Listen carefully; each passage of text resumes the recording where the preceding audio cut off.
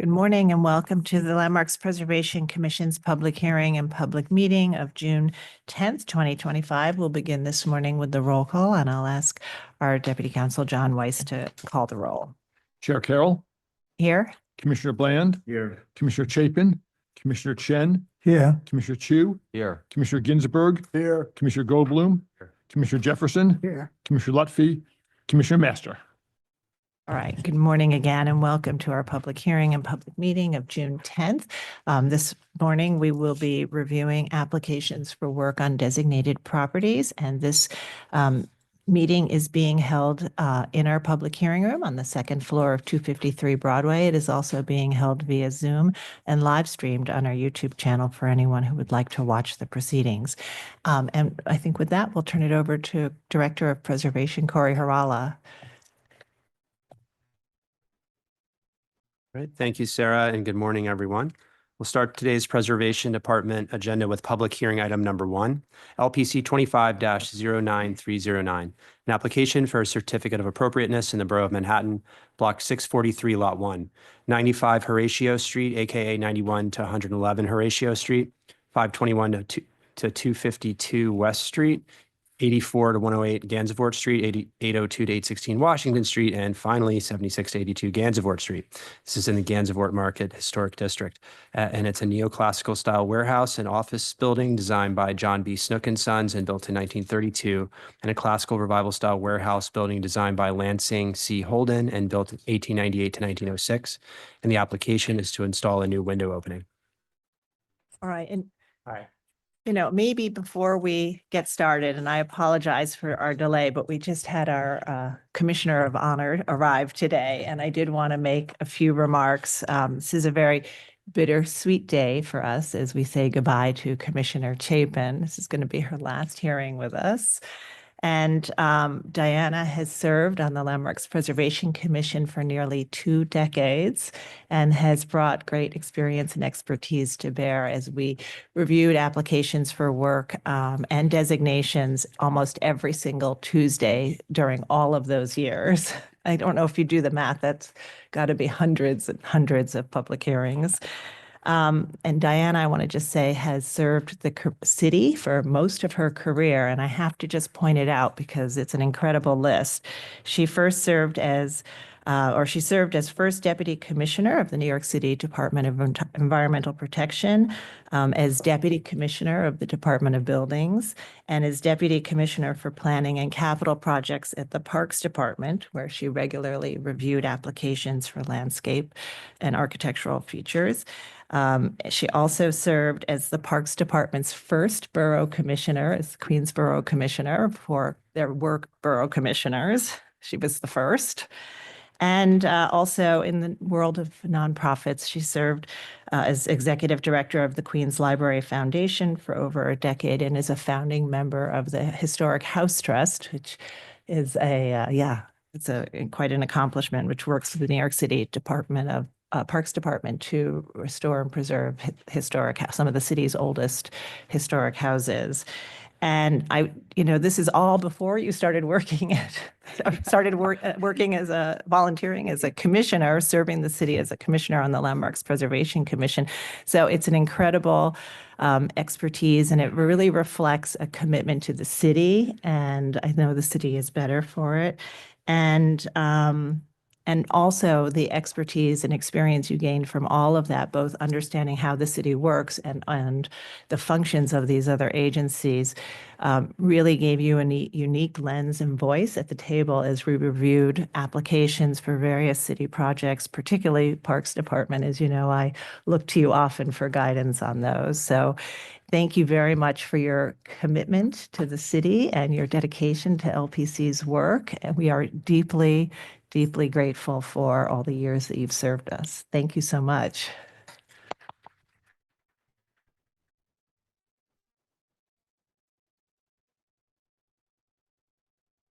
Well, thank you very much for those kind remarks, Sarah. And I want to thank the Landmark staff in particular, and Sarah and Corey, who have provided so much helpful information, as well as all the wonderful people that we don't see every day but work behind the scenes to help us. And of course, our general counsel who's not here today, Mark, and John, our deputy counsel, both who also have a terrific historical perspective.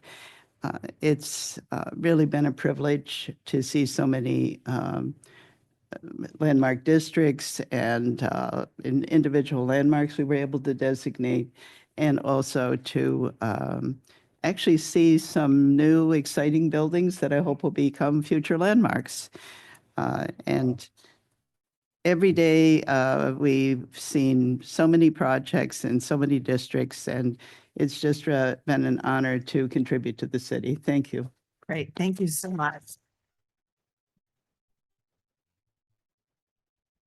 All right. So on that note, you may now begin. Hi, everyone. I'm Steve Kilcoyne. I'm the architect from Allen and Kilcoyne Architects, is working with Pia Cornerstone, who owns this building, 95 Horatio Street. And our project is along Gansevoort. It's the addition of one window, which will match. They're going the wrong button. Up or down? Oh, that. We got it. Okay. So you can see here the landmark boundary and where the building is. And our window that we propose is kind of on the north side of the building facing the museum. Okay. Sorry. These are some historical shots of the building. As you can see, the building is made up of many different buildings that were all combined at some point in time. Where we're planning the work.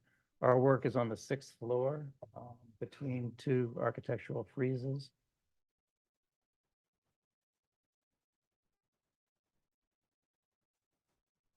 AutoCAD drawing of what we're proposing. This is the area showing the 6th floor and where we intend to add a window. So what we're going to do is take the pairing that exists on the western side of this facade and replicate it within this bay.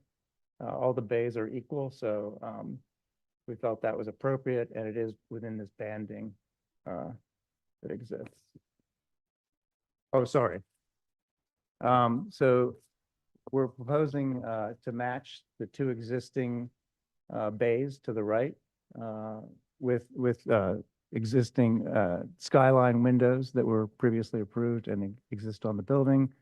So again, making a third pair.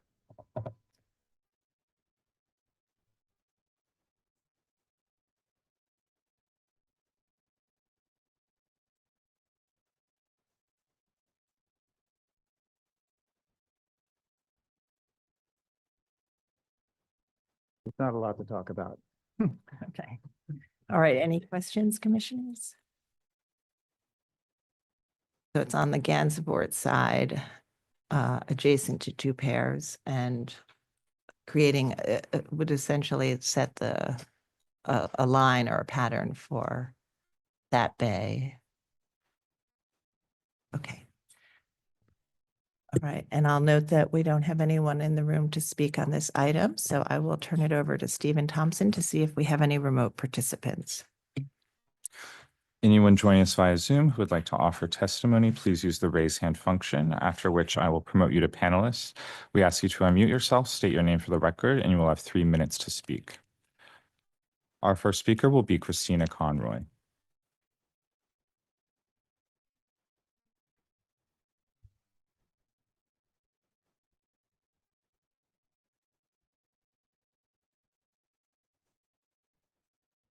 Good morning, Commissioners. I'm Christina Conroy for the Victorian Society, New York. Now, the Victorian Society does not support the creation of a new window on this well-balanced, carefully detailed facade.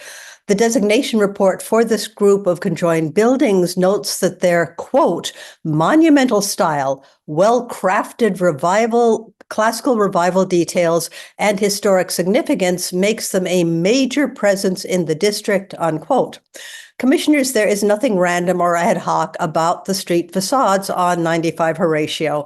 They are organized in the traditional formal partie used by many architects working on the classical revival style of a 2-story base, a 3-story shaft, 1-story crown. Bands of windows run in straight lines up each bay. Every bay retains a uniform window composition from the bottom to the top. The original designers chose to provide only one window in this bay. This was a conscious decision, and it should be respected. We urge you to deny this application. Thank you, Commissioners. Thank you for your testimony. Anyone else joining us via Zoom who would like to speak, please use the raise hand function. All right, seeing none, I'll note for the record that Manhattan Community Board 2 recommends approval. Thank you. Would you like to respond to the comments we've heard? I don't quite think it's as dogmatic as what is being stated. The perception of this building or multiple buildings is very lively, as far as in my opinion, and I think that this would not distract from the building design in any kind of way. Okay, thank you. Any final questions, Commissioners? And maybe we could move to the rendering for the discussion.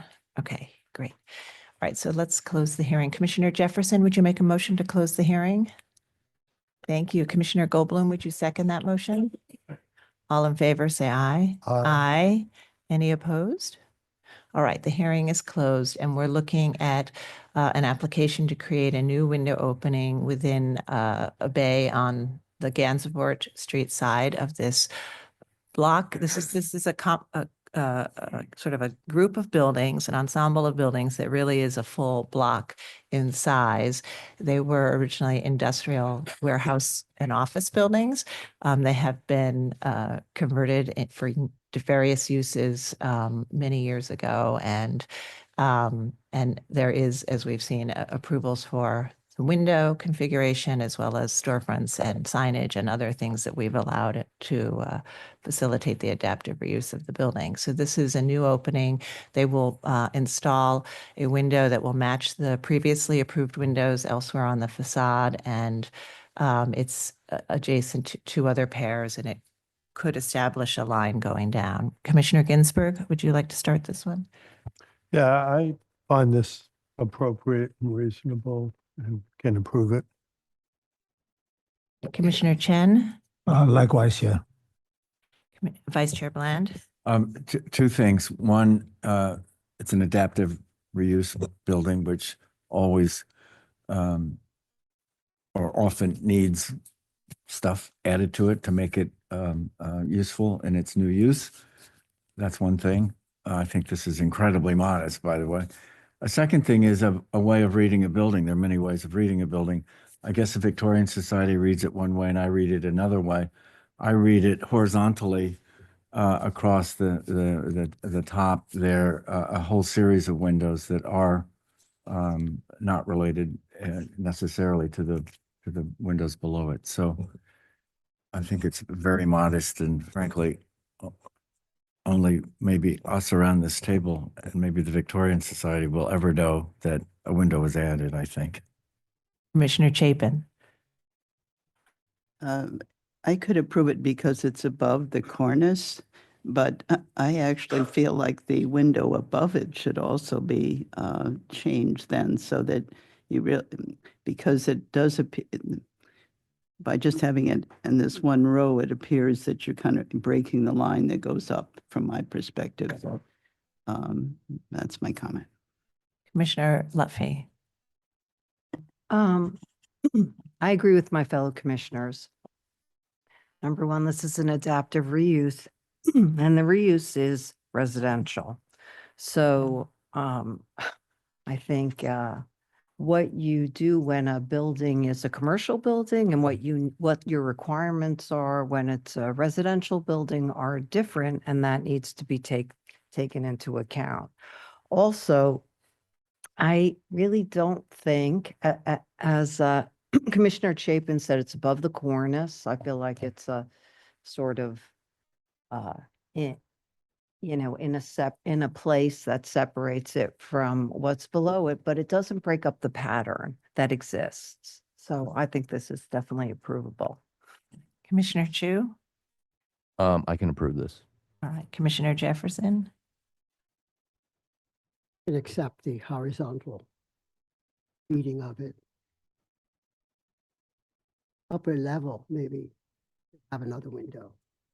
Composition complete. Okay. All right, Commissioner Goldblum?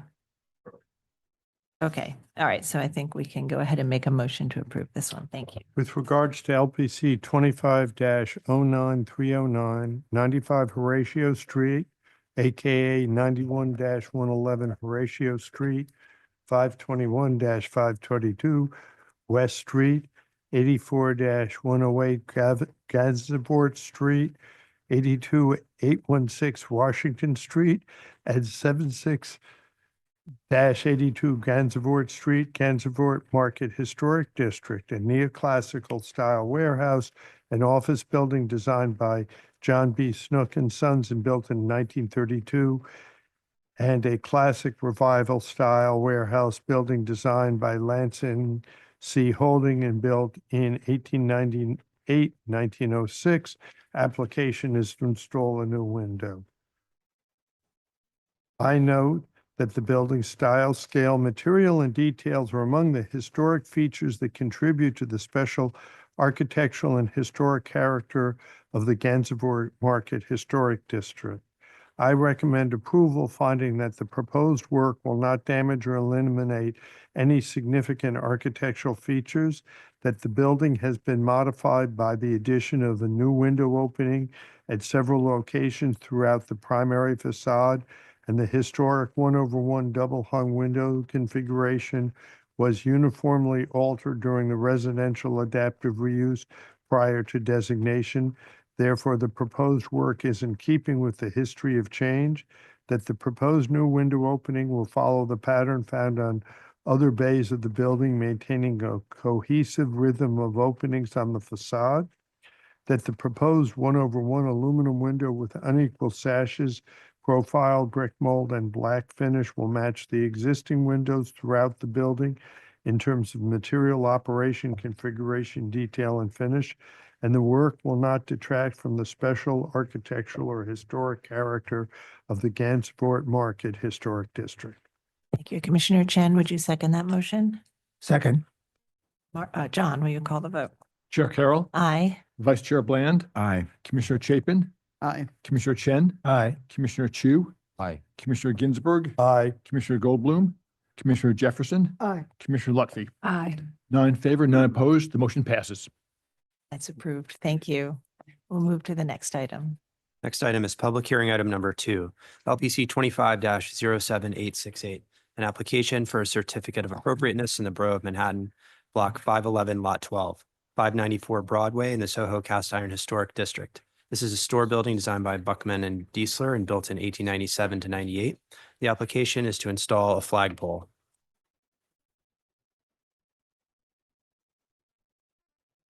Morning, Commissioners. My name is Daniel Ash. I am an engineer working for Walter Gorman PPC. For this project, I am represented by Athleta, the retail tenant at 594 Broadway. I appeared before you about a year ago where you approved that GFP sign flagpole that you see in the center. That's the landlord of the building, GFP Real Estate. And when the retail tenant saw that and liked it, they also wanted to put in their own flagpole. We looked at where we could place a flagpole, knowing that there's already an existing one centered in the building above the entrance, as well as a tenant to the north of them that already has a flagpole as well.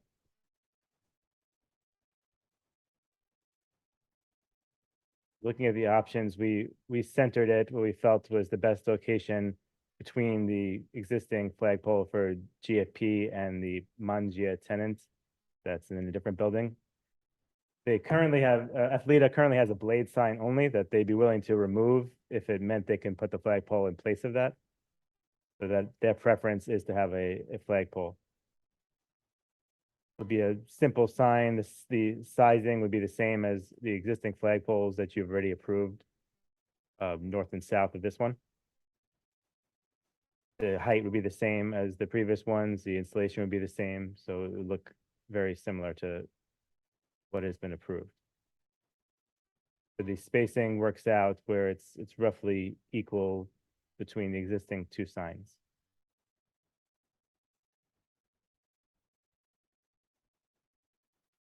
Or pictures with measurements.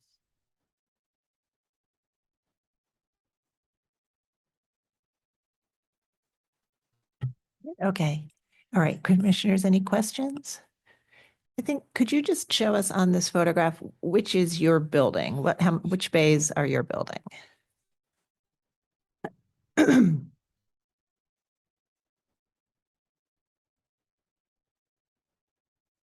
Okay, so it's the three center ones. Okay. All right, yes.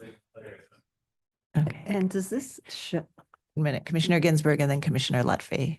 So on A006, the supports that angle out seem to be extending beyond the masonry, yet in the elevation, they're shown as over the masonry. Can you tell me which is correct, please? Over the masonry is correct. I think that was. Thank you. Commissioner Lutfi. well, I just would like to see, it is, the images are a little confusing. One that shows the existing with the proposed on it.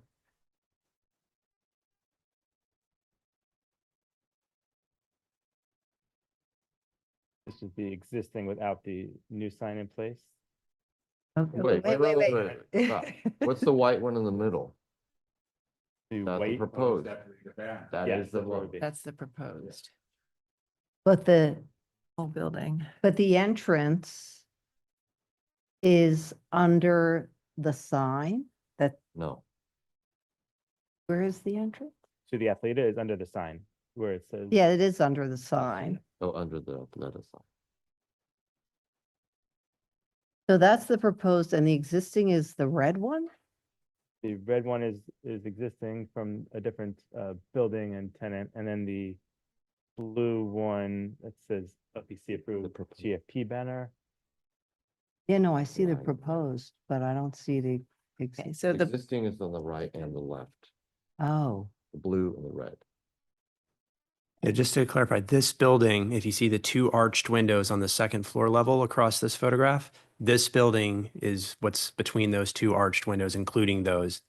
Anything to the left or the right are different buildings. So this is actually showing several buildings, right? So that 80 roughly, I don't think any of these dimensions on the top actually cover only this building. You kind of have to separate it out and just by looking at it. But again, the two segmental arched windows on the second floor, and then everything in between is the subject building. So while the applicant's reference centering flags, he's actually taking a flagpole from a different building and using that as part of that centering justification. I think they were all landmarked together, these buildings. That's why we And showed the, in elevation, are they at the same height? yes, they'll be the same height. Yes. Okay. okay, is there a photo that kind of shows the whole building or the whole streetscape maybe, just to? It was too wide to get into Okay. one sort of piecing photos together to show this. Okay, but how about one that just shows the, the broader, okay. I think it's the best. Just because it's too wide, the Mangia sign for the other tenant is just to the right of this photo that you can't see. right. But your building would be, if you shifted a slightly to the left, you'd have your whole Yeah. Yes. building. Yeah. And that, oh, that banner is yours. That is the landlord. Yes, that's part of our building. That's the landlord's banner that is centered over their entrance. But that's their banner. So, Yes. okay. Yes. But they're proposing it on the second floor as well, in the rusticated pier. Yes, Commissioner Ginsburg. Oh, I just want to ask, the store to the left of the lobby, which doesn't have a banner now, could also come in and ask for a banner at a future date, correct? Theoretically, yeah. And does the landlord have any sort of master plan? Because I understand they put up a flag, now you're gonna put up a banner or want to put up a banner, and in 6 months, the other store could come in, and it would be really helpful. I realize you can't totally control, but did you ask them if they had any overall plan? Not the landlord's master plan was their sign for over their lobby. And they Thank- allow the tenants to, when the tenant requested to them, Athleta, if they could also put up a flagpole. I don't Thank know you. from the Wilson store what their long-term plans are, if anything. All right, thanks. Any other questions? If you think for symmetry that you would prefer that Wilson put a flagpole up at the that is. All right, thanks. Yes, Commissioner Jefferson. Criteria for how many banners in a block? So, historically, we've looked at it more in terms of the building and how big the building is.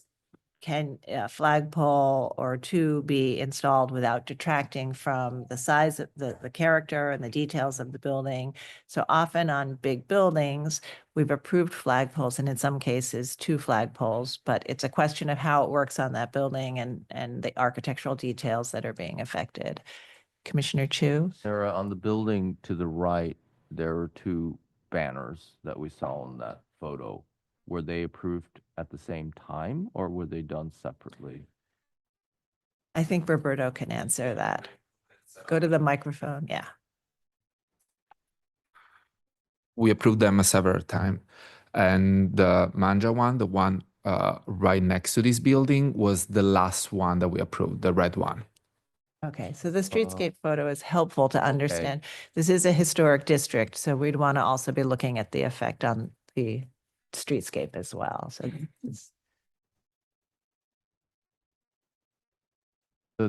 The Manja was approved, the latest approval. The latest approval was the blue one, the Blue GFP. Before that, it was Manja. Before that is the North Face one that we can see on the top right picture. Okay. I have another question. yeah, go ahead, Okay, Commissioner Lutfi. This is actually a very good perspective. Yeah. What is it? Could you please explain again? This is very prominent. So why is another banner necessary? Athleta retail space feels that with the other banners that you're seeing around there, that they want to also stand out with a banner sign. Okay, thank you. Yes, Commissioner Jefferson. All the banners are located at the same elevation, but on the block, right? Is that correct? Yes. Okay. Other questions? All right. Is there anyone in the room who would like to speak on this item? Okay, noting that there isn't, we'll turn it over to Stephen Thompson to see if we have any remote participants. Anyone joining us via Zoom who would like to offer testimony, please use the raise hand function. Our first speaker will be Christina Conroy.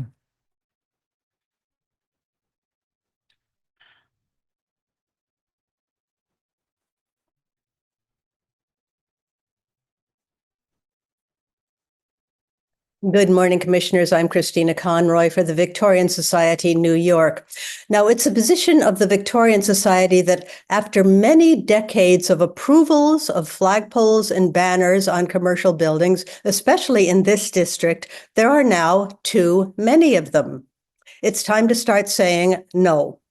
Flagpoles and banners were deemed appropriate early in the district's history when a few galleries and retail stores were opening on long blocks of derelict, unused, and vacant industrial buildings. There was a need to call attention to few outposts of galleries and retail stores. This time has long passed. Today, the banners are physically getting in the way of each other. The resulting cacophony and clutter means that each additional banner adds less and less benefit for its owner while diminishing the shared resource that is the historic district. It's an example of the tragedy of the commons. Actions taken for individual benefit eventually degrade the common resource, and everybody loses. Thank you, commissioners. Thank you for your testimony. Anyone else joining us via Zoom who would like to speak, please use the raise hand function. All right, seeing none, I will note for the record that Manhattan Community Board 2 recommends denial. All right, would you like to respond to the comments we've heard? That it's hard to say that if you got in early, then you're okay, but the same type of flag for someone coming later should get the same allowable options. Okay. Any final questions, commissioners? All right, we're going to move to our discussion. Commissioner Chu, would you make a motion to close the hearing? So moved. Thank you. Commissioner Lutfi, would you second that motion? Second. All in favor, say aye. Aye. Aye. Any opposed? Okay. All right, so we're looking at this proposal for a flagpole on this particular building, which is, I think it's a 6-bay building, tall building, in a streetscape where there are other flags. And I think to your question, Commissioner Ginsburg, about the owner having a plan, I think we will look at the effect of the flagpole on this particular building, but we will also look at the cumulative effect of this flagpole and the other flagpole on this building. And then as it's a historic district, we'll look at the streetscape. So the question about whether the owner might come back to us, there may be a point where we say it is not appropriate because of the cumulative effect. And so it's something that I think would be recommended to the owner to think about that if they're going to have tenants, like what would the overall plan be for the building? But in the meantime, we will discuss this individual application. Commissioner Jefferson, would you like to start this one? When I was reviewing this last night, I got confused about the elevations and how reading what the staff said. I kind of agreed with the staff and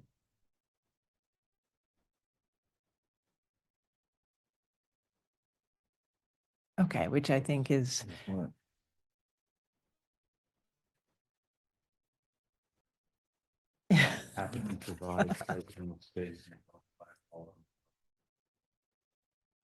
yeah, so I think it has to do with if there are two on this building, the building may be able to handle two, how, that they should be the composition should be thought out, or if not, then a blade sign may be a more appropriate solution.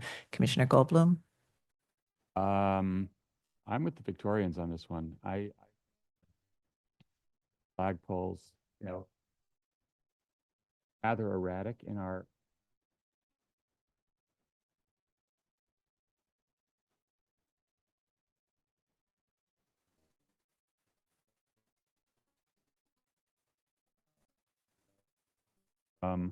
the fact that they're there already.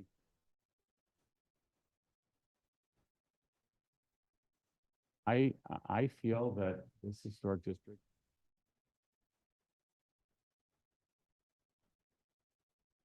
certainly here, there's no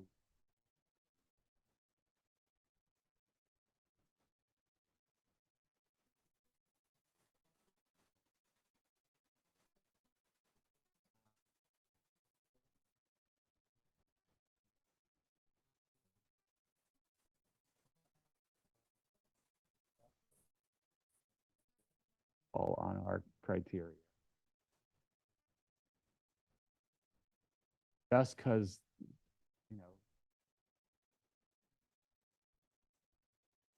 but I think that the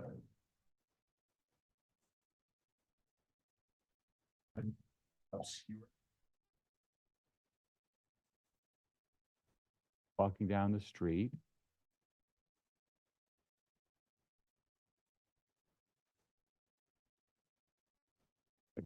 I think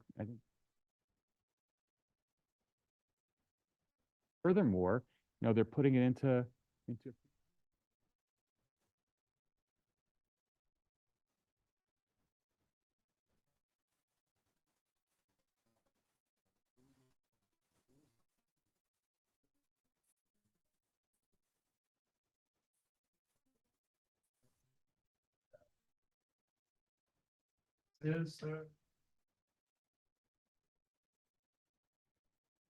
Right. Commissioner Ginsburg. So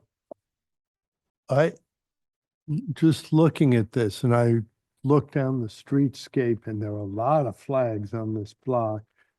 And again, and somewhat disagreeing with Commissioner Goldblum, but on a similar theme, if we approve this, then the other store comes in and says, hey, we want a flag. Do we then, because they came in later, say no? So I see two options.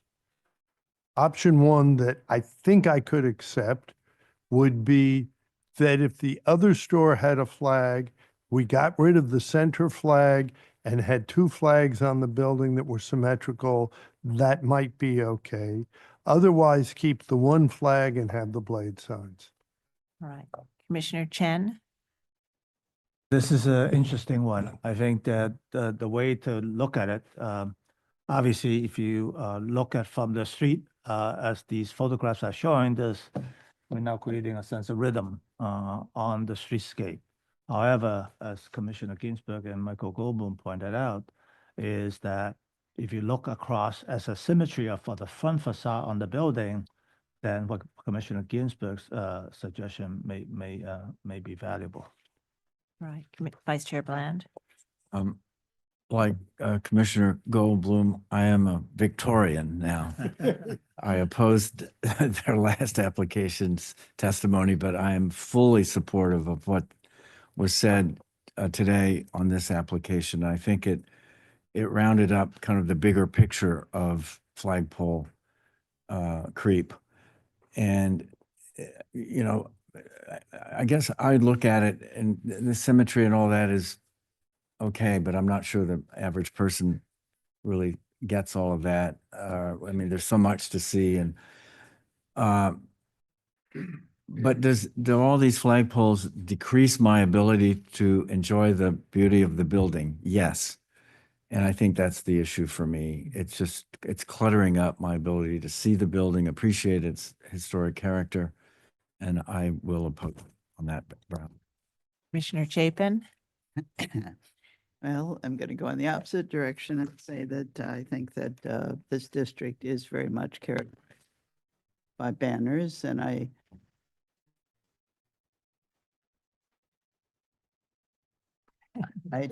don't feel that one additional banner. I think two banners could be appropriate on this building, and I think that the black and white banner is not going to be really that distracting, but I do think that the placement of the banners is not helpful. That is somewhat distracting, and I think that the applicant would have to work with the staff to reposition the banners so as to have them support the symmetrical presentation of the building. Okay. Commissioner Lutfi. I would have to agree with Commissioner Goldblum and Commissioner Bland, and I just want to add something else here. Not only is there a possibility that Wilson might, or another retailer might feel that they need a banner, which we may feel that we need to accommodate. They have a banner, and also I have to say that they've done a very good job with their signage. And the question here for the banners is they're a call out. They herald that this store is here, and I guess in addition to the impact on the building, etc., do they really need more? And I would say, no, this is sufficient. So I have to say, no. Commissioner Chu. I'm in agreement as well with that. I feel that if I look at this building facade, the existing banner over the center entry, because there is a column in the center, makes sense to me. But this location on this building onto the side doesn't seem to reflect the rationale for the building itself. Okay, all right, so I think we have had a good discussion. I think there are some people who feel that just there should not be an additional flagpole at all, given the number in the streetscape and the cumulative effect on the buildings. And I think there are some who are open to 2 flagpoles if they were composed differently on the building and worked with the symmetrical design of the building. And so I think we'll take no action today. You can still apply for a blade sign, working with the staff and get that approval at staff level, and then you would not need to come back to us. Or if you want to work with the owner to think about a revised proposal that addresses 2 flagpoles in a sort of holistic way on this facade, you're welcome to come back with that as well. So we'll take no action and we'll move to the next item. Right. Next item is public hearing item number 3. LPC 25-10684, an application for a certificate of appropriateness in the Borough of Manhattan, Block 552, Lot 13, 80 Washington Place in the Greenwich Village Historic District. This is a Greek Revival style row house built in 1839 and altered in the early 20th century. The application is to alter the areaway and construct a rooftop addition. Pardon me. Good morning, Commissioners. Sarah Scher, Higgins, Quays, Barth and Partners. We are the historic preservation consultants for the 80 Washington Place project. I'm joined today with the architects Marmol Redziner, who are available to answer any questions. The 80 Washington Place is located on the eastern end of the Greenwich Village Historic District on Washington Place between 6th Avenue and Washington Square Park. It was originally developed speculatively with 78 Washington Place in 1839 as a Greek Revival row house. Here we see 80 Washington Place, and here we see 78 Washington Place. In 1920, John Philip Sousa commissioned architect H.C. Volz to redesign the facade in the style of how row houses were being thought of in the 1910s and 20s. They had become out of fashion, and so there was an attempt to sort of re-envision them for a more personalized touch. So in 1920, the house got a new story with a centralized window. The stoop was removed, the areaway fence was removed, and a new pedimented entrance at the basement level was added.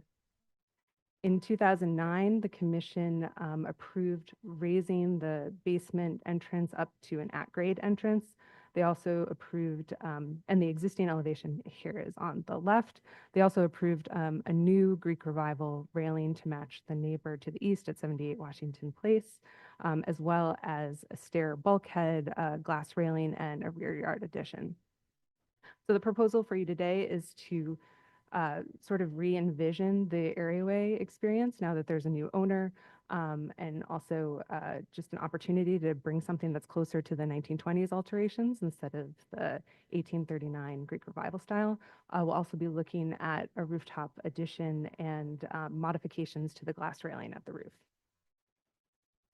So here are some existing conditions of the areaway. There's a poured concrete tinted to match brownstone slab inside the areaway. This is the fence that dates from 2009. In the top left photo, we can see 78 Washington Place, the part of the original row, which has these brownstone newel posts with little globes on top of them. We can see in the next photo in 1913, this is 80 Washington Place, a detail photo, that 80 Washington had the similar newel post. It had already lost its globe by this time, but it has this panel design that we've looked at for inspiration for how to re-envision the areaway.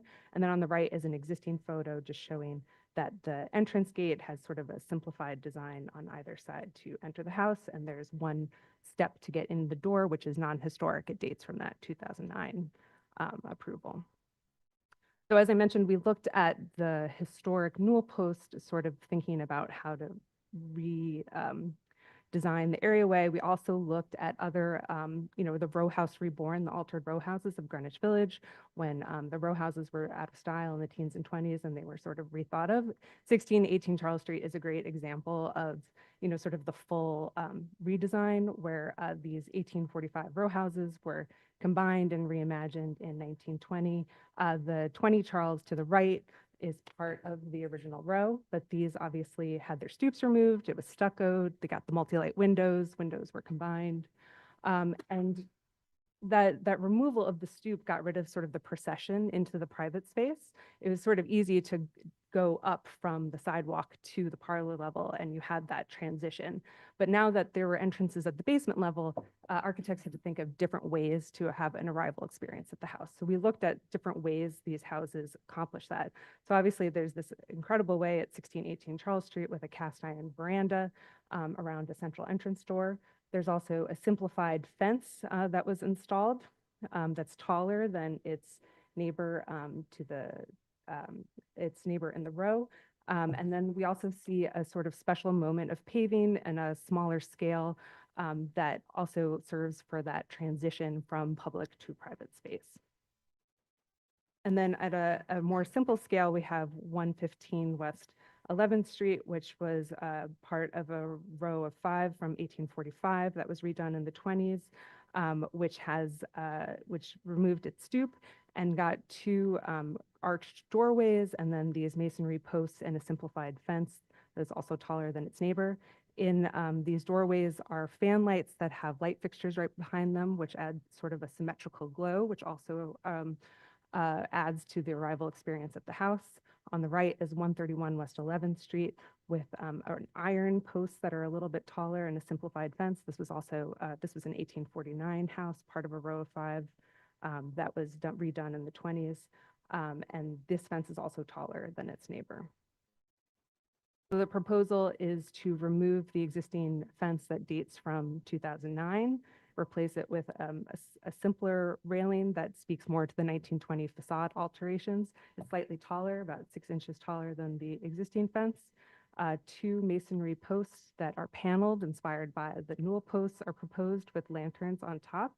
And then if we look at that in an axon, you can see sort of the scale of the fence and how it returns. We're also proposing paving at the step with a herringbone pattern, a bluestone paving, as serving as to add to that transitional moment from public to private space. Here's a detail of the posts and fence. The fence will be iron, painted black. The posts will be cast stone tinted to match brownstone with a panel and then a lantern on top. And then existing areaway plan on the top, proposed on the bottom, removing the skylights in the areaway, adding bluestone paving. And then here we see at that step, herringbone pattern with a border around it. In the next sheet, we see inspiration image. The bottom right is meant to show the material. The top right is meant just to show the interaction between a border and a herringbone pattern. Then going to the roof.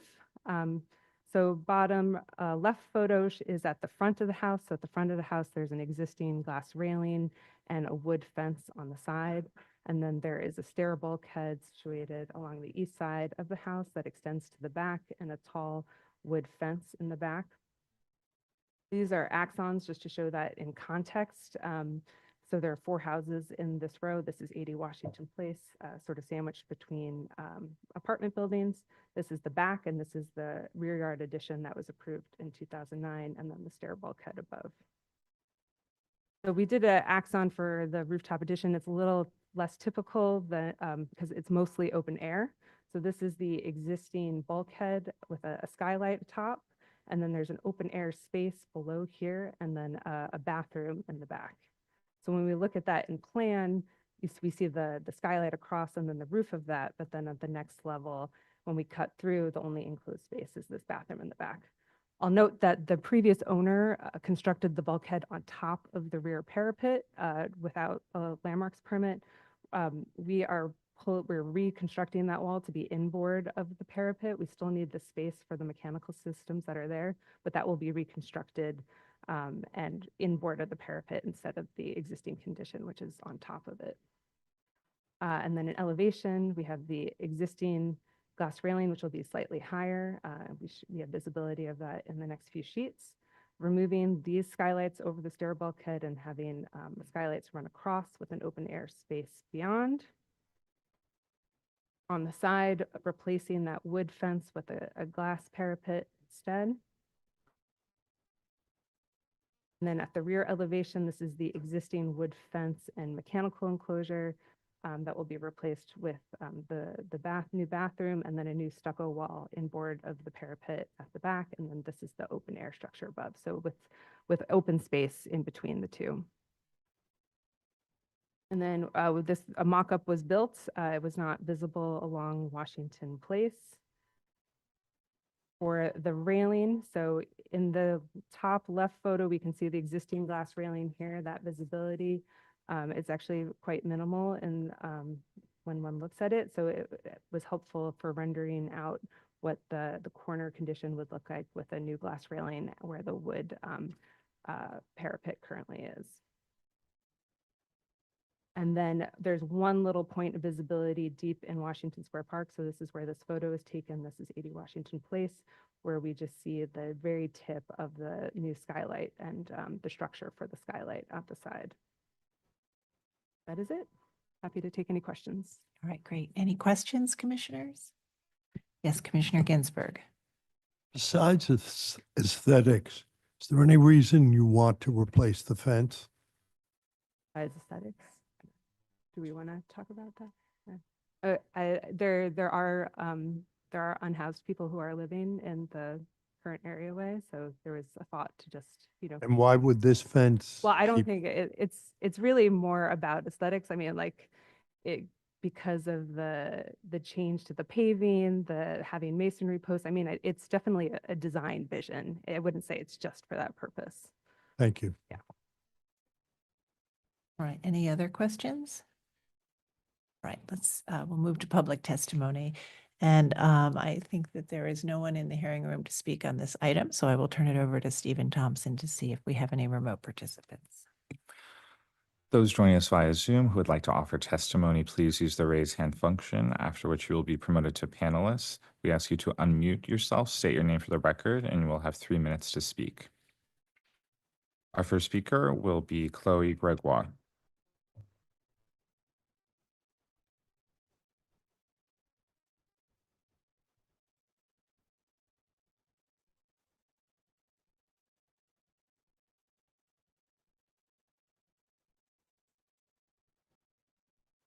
Good day, Commissioners. My name is Chloe Gregoire, and I'm speaking on behalf of Village Preservation. Thank you for the opportunity to testify. Village Preservation finds the existing historic areaway fence, including its height and decorative ironwork, to be more appropriate to the building and the context than the proposed new fence. We ask that the LPC and the applicants consider retaining the existing fence. We also find the herringbone pattern bluestone paving proposed for the entryway to be inappropriate and feel that bluestone slabs of a standard size and placement as proposed for the rest of the area way would be better suited. Thank you. Our next speaker will be Kaylee Johnson.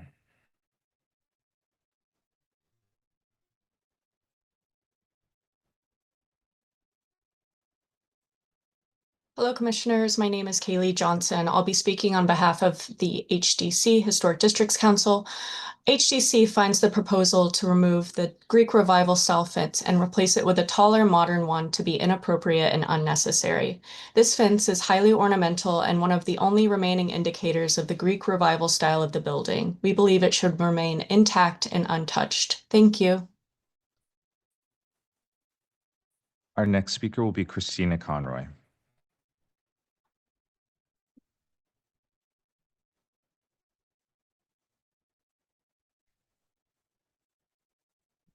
Good morning, Commissioners. I'm Christina Conroy for the Victorian Society, New York. Now, when our Preservation Committee reviewed this application, we found the information on the history of the areaway fence confusing.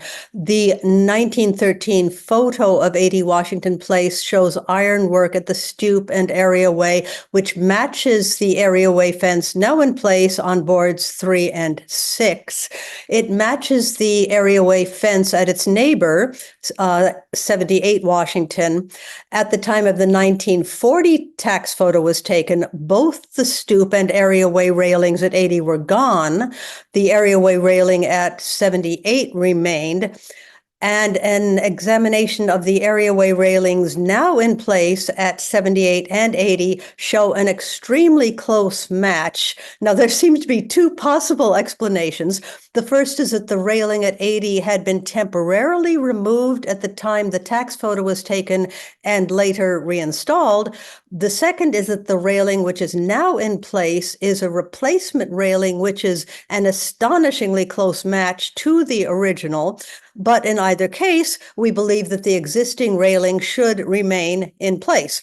It helps to unify these two houses, which were built as a pair.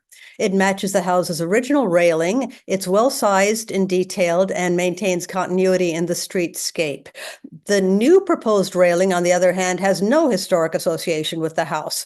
We ask that the replacement of the railing and the proposed gate posts and light fixtures attached to the posts be denied. We have no objections to the proposed changes to the rooftop addition. Thank you, Commissioners. Anyone else joining us via Zoom who would like to testify, please use the raise hand function.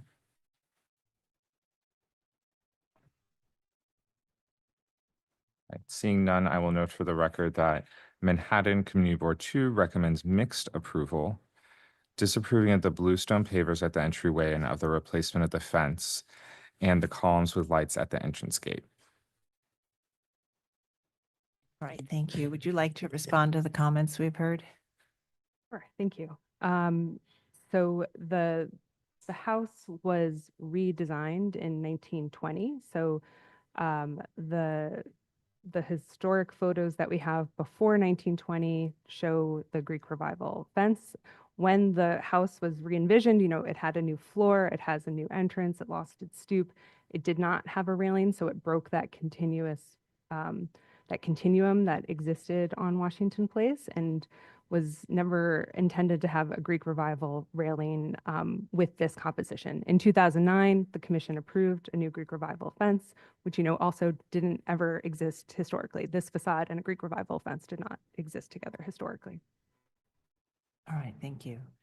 Right, any final questions, commissioners? All right, I think we can move to our discussion then. Commissioner Chapin, would you make a motion to close the hearing? So moved. Thank you. Vice Chair Bland, would you second that motion? Second. All in favor, say aye. Aye. Aye. Any opposed? Okay, so this is an application for work at the front areaway and on the roof, modifying changes that were previously approved by the commission in 2009. So this, in 2009, the commission approved the existing areaway fence and paving. And the applicant would like to replace that modern fence that replicated the Greek Revival detail with a new, slightly taller, simplified fence and and a herringbone pattern within the areaway. And I think the applicant just made the point that this facade was altered from its Greek Revival appearance in the 1920s. And so the historic Greek Revival fence never existed with this particular facade. And then at the rooftop addition, modifying the rooftop addition to create this pergola and a bathroom and to actually correct the back of the bulkhead and pull it off the rear parapet. So we'll begin our discussion. Commissioner Goldblum, would you like to start this one? Okay. I think that the argument that the applicant put forth related to the fence is sound. I think that the row here is already rather heterogeneous.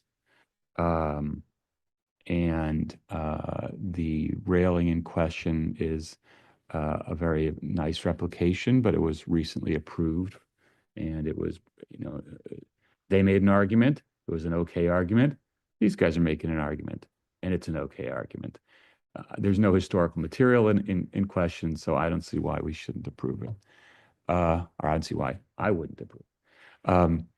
I think that the paving conversation is much ado about not a whole lot. I think that the bluestone is set at a regular ashlar pattern.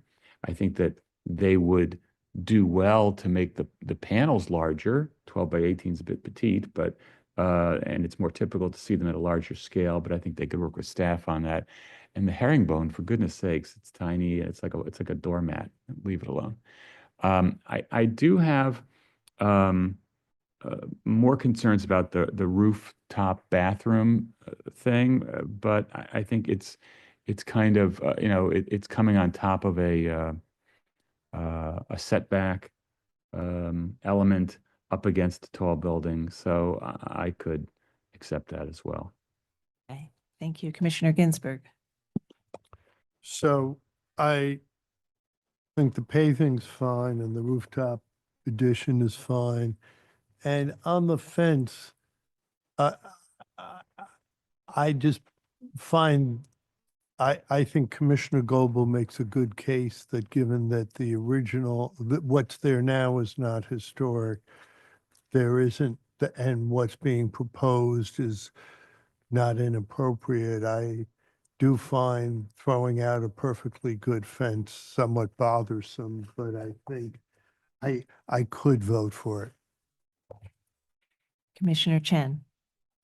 I can find this case appropriate, but I just want the applicant to pay a little bit attention to this type of pavers. Pavers are hard to maintain, and so just. Vice Chair Bland. Yeah, I think the case has been made about the fence. And so I can approve the change, although I find it a little troubling to waste all that money, but it's their money. The rooftop is fine and the paving is fine, so I can approve the whole thing. Right, Commissioner Chapin. I think the rooftop is fine and the paving is fine. I actually think that keeping the fence, which is not original, as a sort of a gesture to the original design as a layering would be a nice thing to do. And I think that the pillars and the lanterns and so forth actually are kind of distracting from the entrance and actually are taking away from the sense of the simpler design that they're sort of trying to go through, I think. Also raising the fence. I'd like to see just retaining the original fence would be my own view, but it doesn't sound like that's the majority. Okay. Commissioner Lutfi. I mean, overall, I'm really fine with this. I think the cast iron stone pillars and the lights work. I think the paving, the bluestone and the herringbone work and are consistent with what is in this district. I am not really having a problem with their removing the railing. I think it's very fitting, just separating the fact that that there was one in 2009. It's kind of irrelevant. I think there are two issues here. How does it work with the existing facade? I think it fits in very nicely and it doesn't detract. And I also heard that there is another issue that we have been very cognizant of and sympathetic toward, which is, the need for slightly higher fencing for security purposes. So I'm okay with that. The only thing I wanted to say that was a little surprising, but I think the rooftop addition works. It's minimally visible. I thought one thing was kind of surprising on that the decision to use gray stucco. I mean, they were so fastidious with everything and it just seemed a little out of character to me, but I can go along with that. Okay. Commissioner Chu. Yeah, I listening to my fellow commissioners, I think that I'm in agreement that because there is no historic original fencing there, I'm okay with the proposed new fence.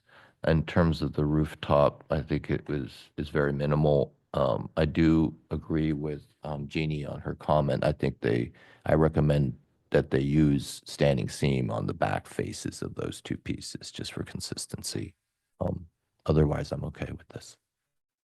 Commissioner Jefferson. Find the rooftop appropriate. I find the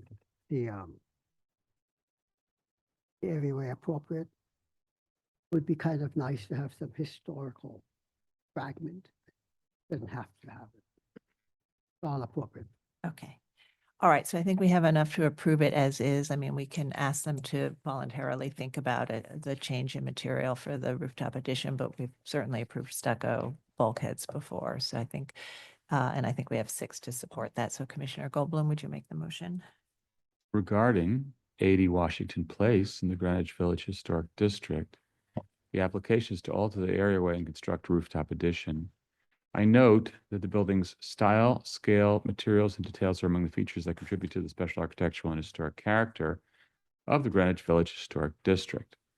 I recommend approval, finding that the proposed work at the front areaway and roof will not damage or eliminate any significant architectural features, that the installation of cast stone pillars at the areaway entrance will remove only a minimal amount of modern ironwork at the commission-approved fence and posts, that the form and scale of the brownstone finished cast stone pillars topped with metal and glass gas lanterns will be consistent with front areaways of row houses that were altered in the early 20th century, that the proposed bluestone pavers with herringbone brick accents at the front entrance threshold will be compatible with the variety of paving found in altered areaways in this historic district, that the proposed rooftop addition consisting of a small bathroom with connecting skylight roof attached to the bulkhead and glass railing towards the front of the roof will be set back from the front facade and will be only minimally visible from a public thoroughfare, that the rear wall of the addition will be modestly set back from the rear brick parapet and clad in stucco to retain a sense of the row house's original massing, that the work will not detract from the special architectural and historic character of the building or the historic district. Thank you. Commissioner Ginsburg, would you second that motion? Second. John, will you call the vote? Chair Carroll, Aye. Vice Chair Bland, Aye. Commissioner Chapin, Aye. Commissioner Chen, Aye. Commissioner Chu, Aye. Commissioner Ginsburg, Aye. Commissioner Goldblum, Aye. Commissioner Jefferson, Commissioner Lutfi. Aye. 9 in favor, none opposed. The motion passes. That's approved. Thank Like you. that's for you. We'll move Okay, to the that's next item.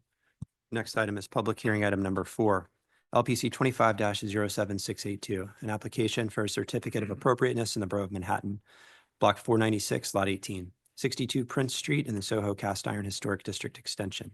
This is a commercial building designed by Garrett Singer and built circa 2004. The application is to construct a patio enclosure, replace storefront infill windows and fencing, and install interior and alleyway partitions, light fixtures, signage, and a sculpture. Good morning, everyone.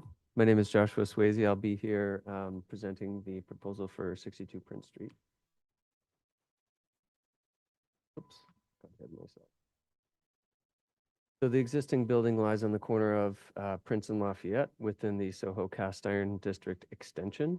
What we're proposing is some minor upgrades to the building's exterior, which includes replacement of the existing storefront, a new metal roof on the gabled building mass, some updated branding signage, and a new patio enclosure along Prince Street. See the context over time of the existing building from the 1940s all the way up to today.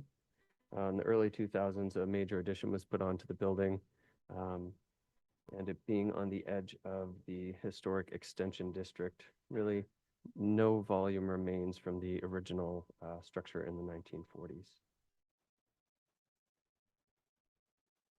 Some additional building site and context imagery, both along Prince Street and Lafayette.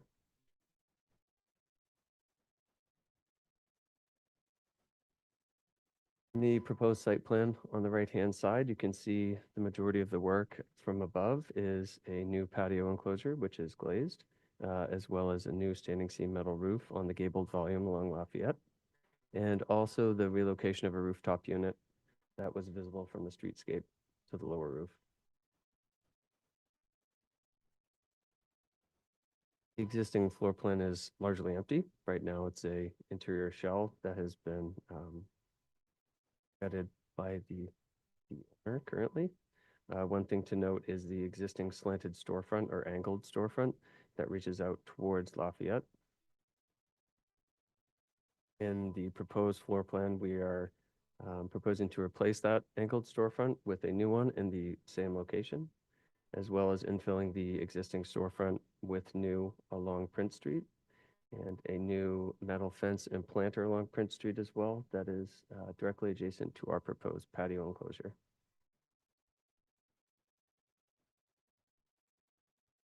On the east elevation, again, you'll see the glazed storefront that reaches out towards Lafayette and the two fixed windows with a simulated meeting rail that we are replacing on the two-story volume as well.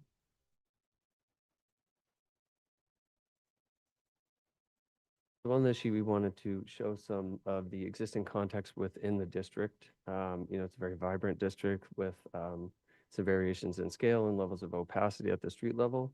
So we found some reasonable examples that we thought fit well within the district. And you can see the rendering of the proposed elevation along Lafayette for our building at 62 Prince. Rendering with some more of the site context. On the north elevation, you'll see new storefront infilling at the end of the gabled volume, as well as the new fence, planter, and glazed patio enclosure along the streetscape. We are also showing a new alleyway partition to enclose that area.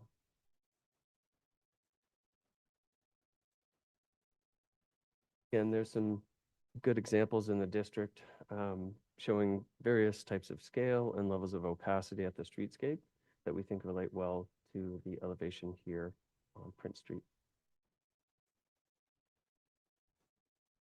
Rendering from the northeast, showing some more context, looking down Prince and Lafayette.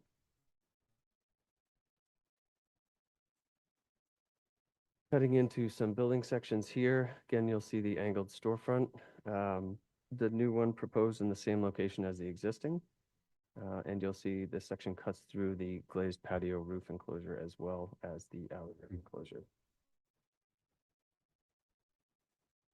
The section through the patio enclosure in the opposite direction, you can see how the patio enclosure relates to the new planter and fence and how that relates to the public sidewalk.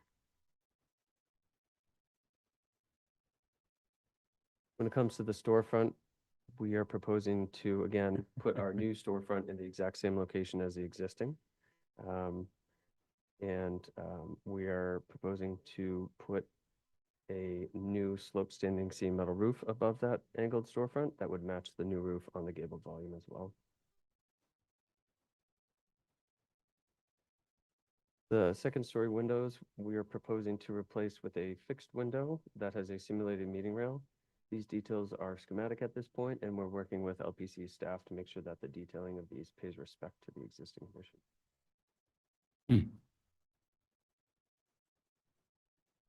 A little bit more information about the patio enclosure. You can see the existing enclosure along Lafayette Street on the top left image, and then on the inside of it on the top right.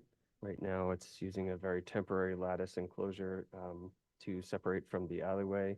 And the existing temporary aluminum patio enclosure has become more than temporary over time, but we're proposing to take that down and replace it with a new, more permanent metal and glazed patio roof enclosure.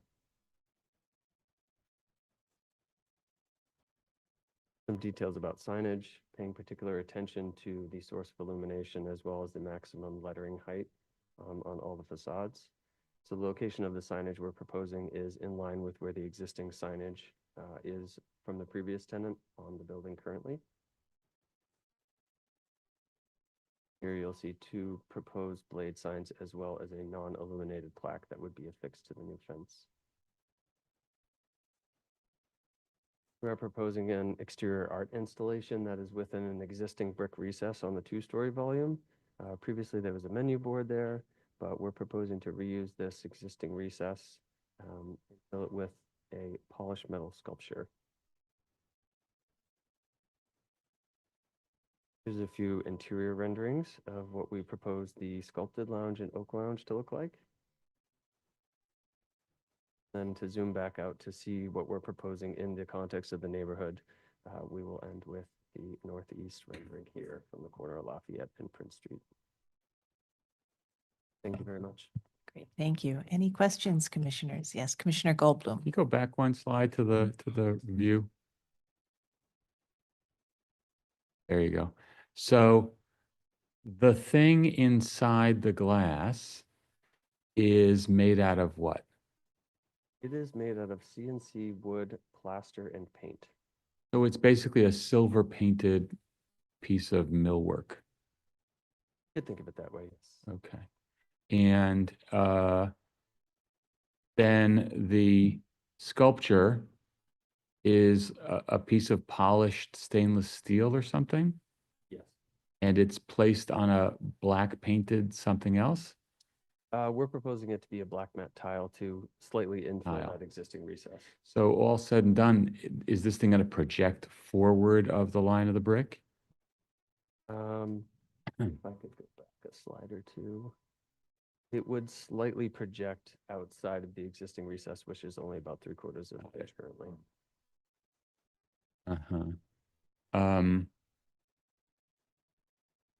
Okay, thanks. Right. Other questions? Yes, Commissioner Jefferson, followed by Commissioner Chu. How did you conceptualize the urban design of this project? I mean, there's really, historic fabric almost left. So how did you think about it? Just kind of removals, or I'm trying to understand how you got to this with the black, no, the exterior only, not the interior. Right, I just The wanted to go to this so removals you can see it, of yeah. pieces. What were you aiming at? I guess I didn't understand necessarily the question. Are we talking about the aesthetics of the materials on the exterior with the black roofing, or?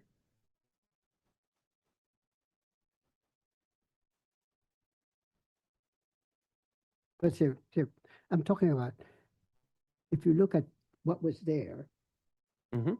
what you have now. Mhm. So the colors have changed. It's black and brick. You have removed a major part of a roof member. The roof had been removed, part of it. So how, the thinking behind the removals, what were you aiming for? Just an open space in the back but nothing historical? Or Yeah, this building is not considered historical because it was built in the early 2000s. I think the idea with changing some of the materiality on the exterior was to align with some of the branding expectations. And the idea of the patio enclosure was to utilize that space better and open up the opacity to the streetscape, because right now it's enclosed with a kind of milky plastic that doesn't really allow visual access into that space. So the idea was to open that up a bit more so that it addresses the street level a bit better.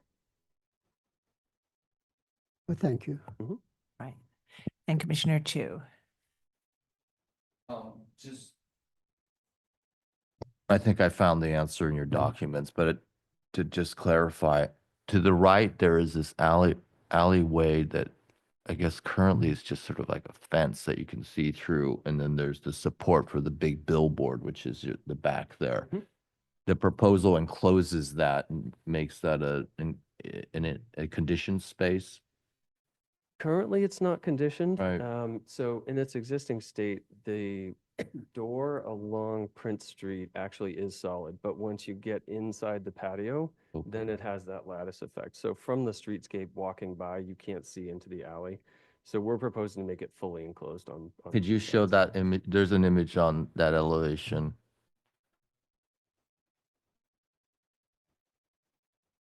An interesting site. You've got like a billboard on either end.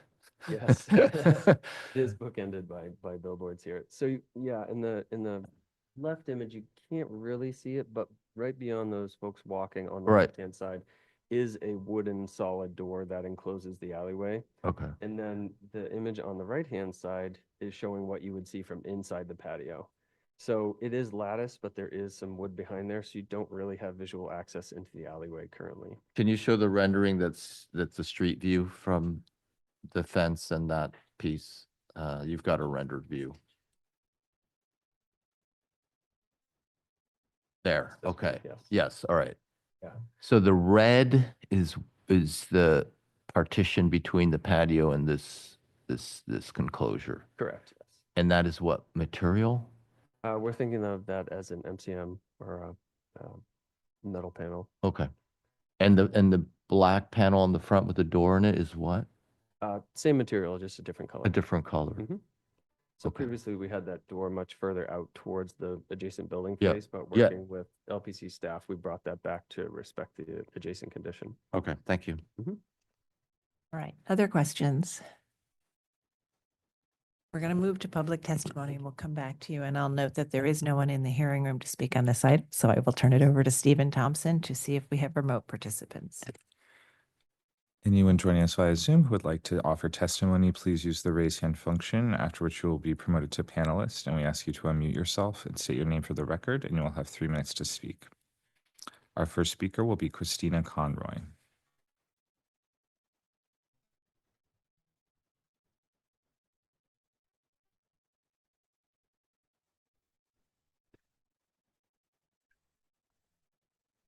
Good morning, Commissioners. I'm Christina Conroy for the Victorian Society, New York. Now, the Victorian Society finds that the changes proposed for this 21st century building would have no significant effect on its appropriateness or lack thereof to the historic district. However, we believe that in exchange for allowing this major alteration, the Commission should require removal of the enormous billboard and its structure that are currently on the property.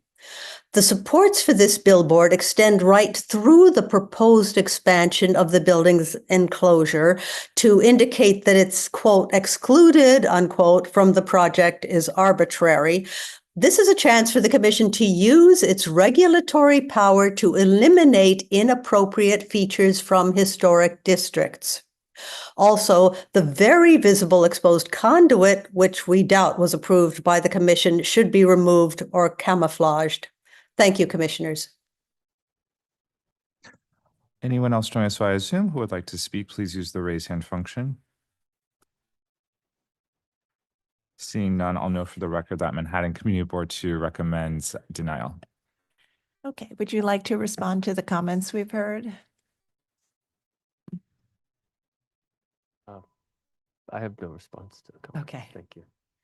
All right.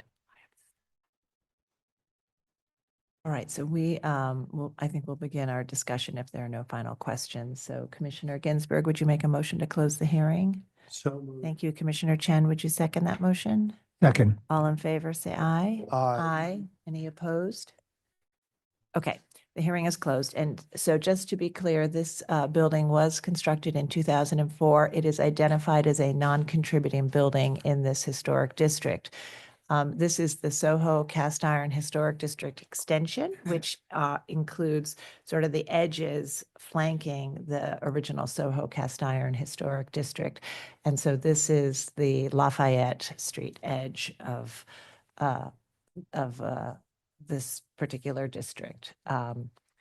And if you go 2 blocks to the east, you'd be in the original district. And so the Lafayette side of this district has a more kind of varied character and commercial character. So that's one thing to think about as we review the changes to this building, which again, it's a non-contributing building. So we'll be largely looking at the effect on the streetscape and the district.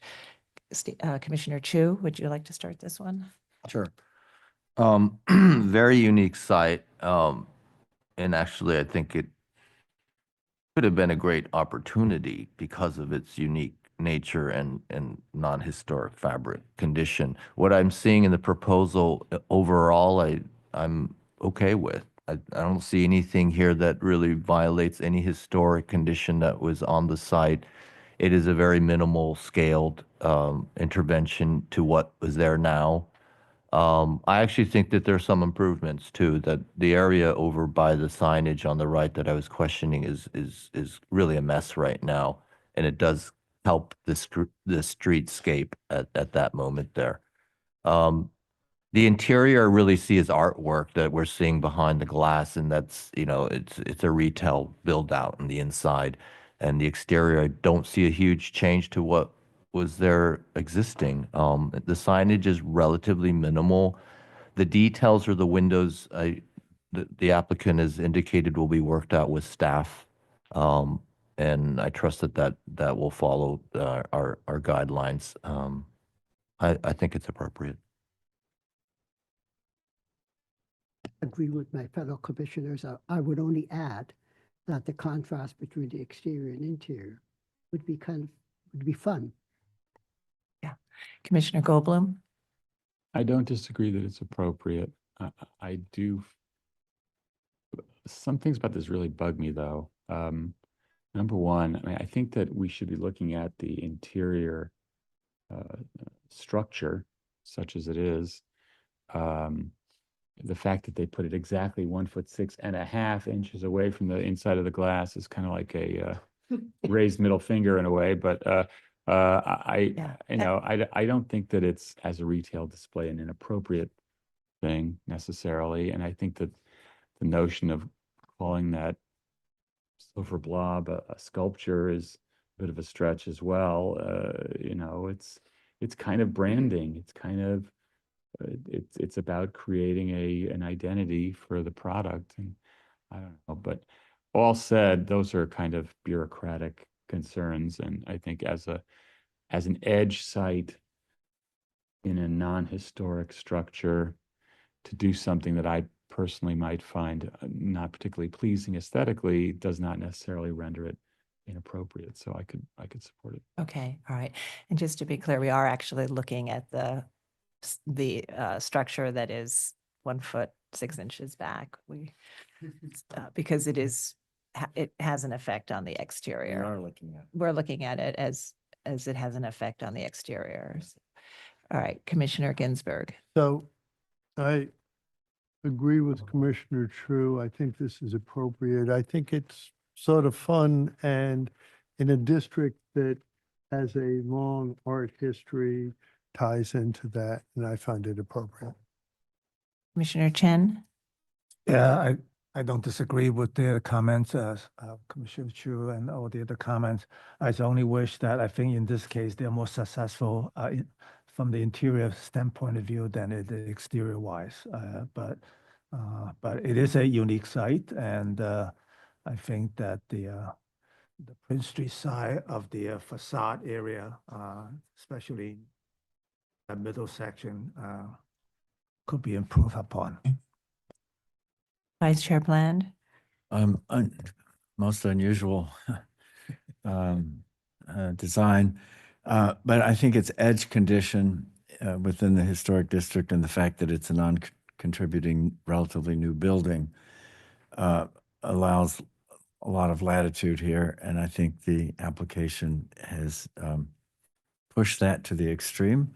But I find nothing particularly inappropriate. I think it does improve a pretty kind of interesting and even raucous kind of streetscape right there. So I think it's okay. Okay, Commissioner Chapin? Yeah, I see it as it's a modern sculptural design, but I think that's appropriate to a building from 2004. And I think that they have made some gestures in materials and the edging, framing of windows to try to give some, relationship echo for the district. And I think, it's sufficiently appropriate. Yes. Thank you. All right, so I think we can make a motion to approve it, and we'll note that they'll continue to work with the staff on the window details. Commissioner Chu, would you make that motion? Sure. In the case of LPC 2507-682-62 Prince Street, Soho Cast Iron Historic District Extension, A commercial building designed by Garrett Singer and built in 2004. Application is to construct a patio enclosure, replace storefront infill windows and fencing, and install interior and alleyway partitions, light fixtures, signage, and sculpture. Note that this is not one of the buildings for which Soho Cast Iron Historic District Extension was designated, and that the building is not part of a row or continuous street wall on either Prince Street or Lafayette Street. I recommend approval, finding that the proposed work at this modern commercial building will not damage or eliminate any significant architectural features, that the configurations and detailing of the proposed storefront infill windows, patio enclosure, and side yard accretions, and the unified finished palette for the exterior work will be cohesive and harmonious with the streetscape, that the simple design, predominance of glazing, and minimal framing of the proposed storefront infill with sculptural interior partitions set behind it will recall the large display windows found at storefronts throughout the historic district and will provide a sense of depth and transparency into the store. That the patio enclosure will be modest in size, set back from the property line, and primarily glazed, and will not increase the perceived massing of the building. That the exterior wall sculpture will be modestly scaled and will reflect a significant historic development phase of the historic district, which included the presence of numerous working artists. That the halo lit pin-mounted letters, bracket signs, and light fixtures will be in keeping with the types of signs and fixtures commonly found within the historic district and will be compatible with the building in terms of placement and size. That the side yard enclosure, fencing, and planters will be compatibly scaled to the yard and typical in terms of material and neutral and finish. And that the proposed work will not detract from the special architectural and historic character of the historic district. And to note that the applicant will work with staff to finalize the details for the windows in the existing brick structure. Thank you. Commissioner Jefferson, would you second that motion? Second. John, will you call the vote? Chair Carroll. Aye. Vice Chair Bland. Aye. Commissioner Chapin. Aye. Commissioner Chen. Aye. Commissioner Chu. Aye. Commissioner Ginsburg. Aye. Commissioner Goldblum. Commissioner Jefferson. Aye. 8 in favor, none opposed. The motion passes. It's approved. Thank you. And we'll move to the next item. Next item is public hearing item number 5, LPC 25-10082, an application for certificate of appropriateness in the Borough of Manhattan, Block 589, Lot 6, 247 Bleecker Street in the Greenwich Village Historic District Extension 2.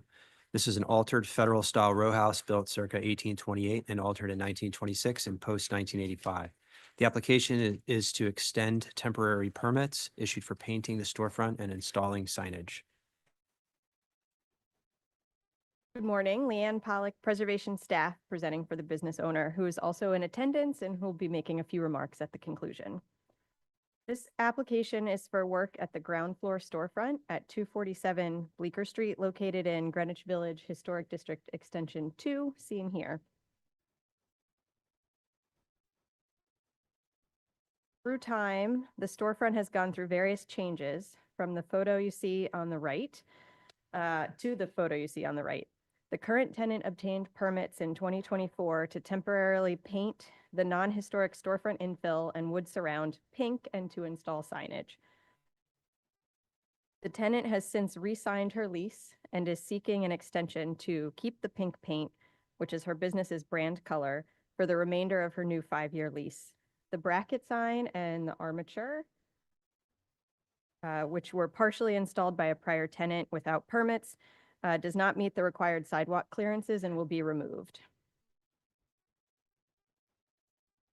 Bleecker Street is a busy and evolving commercial thoroughfare. These 1980s photos show use of various colors and treatments designed to help ground floor storefronts stand out from upper floors of these buildings.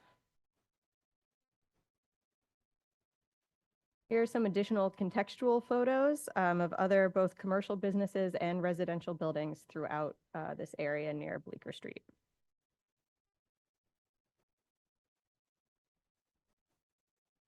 And these are immediately adjacent to 247 Bleecker, which you can see down in this area. It's 247 Bleecker.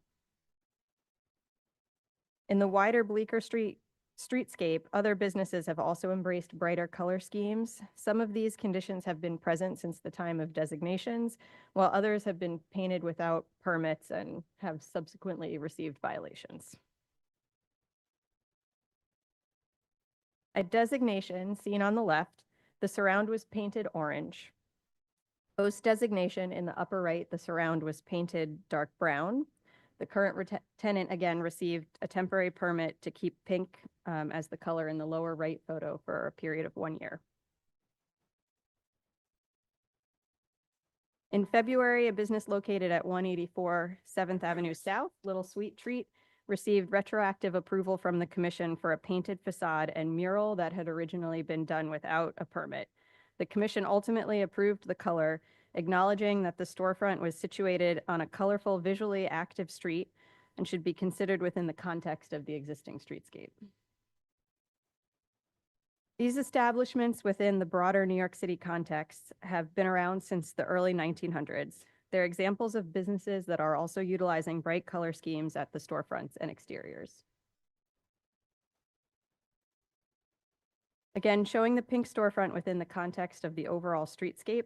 When the applicant obtained the temporary permit, she also entered into an escrow agreement stating that everything would be repainted a neutral color at the conclusion of her lease. In the event that the commission approves a longer temporary permit for the pink paint, this escrow agreement would be extended and would still include the commitment to either repaint the storefront or to seek additional approvals from LPC for continued use of the pink storefront paint. Thank you, and now I'll introduce the business owner, Natalie Akopian, to make a few remarks.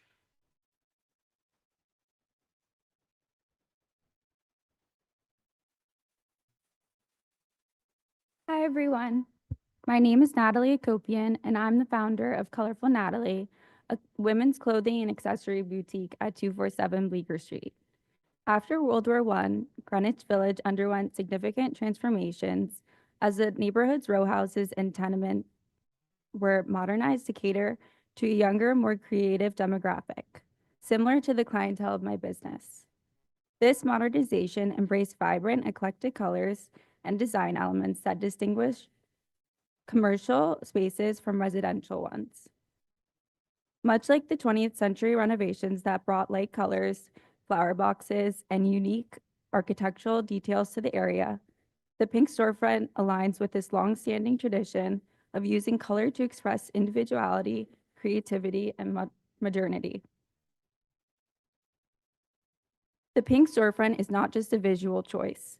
It's an integral part of the identity and message of Colorful Natalie. The specific color was chosen to reflect my brand's commitment to celebrating femininity, empowerment, and inclusivity. My goal has always been to curate a space where women can feel seen, celebrated, and represented. As a small women-owned business, I strive to empower young girls and lead by example in commercial spaces. Upon initially signing the lease at 247 Bleecker Street, I had signed for 1 year. As my business has been successful in the space, I re-signed my lease at 247 Bleecker Street for 5 years, and am committed to creating a welcoming space in the neighborhood. There is a clear and visible pattern of colorful storefronts along Bleecker Street, including pinks, blues, reds, and yellows.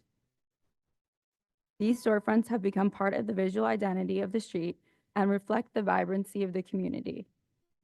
The pink storefront at 247 Bleecker Street aligns with the bohemian atmosphere of the street today, resonates with the younger generation, and contributes positively to the vibrancy of the block. Thank you. Thank you. All right, commissioners, do we have any questions? All right, I don't see any questions at this time, so we'll move to public testimony and we'll come back to you. Is there anyone in the room who would like to speak on this item? Okay, noting that there isn't. I don't know where Stephen is gone, so why don't I take a stab at this? If you're in the Zoom meeting and you would like to speak on this item, please use the raise hand function so we can identify you. All right, I'm not seeing any hands raised, and I don't know if actually I have the written summary. Okay. So, and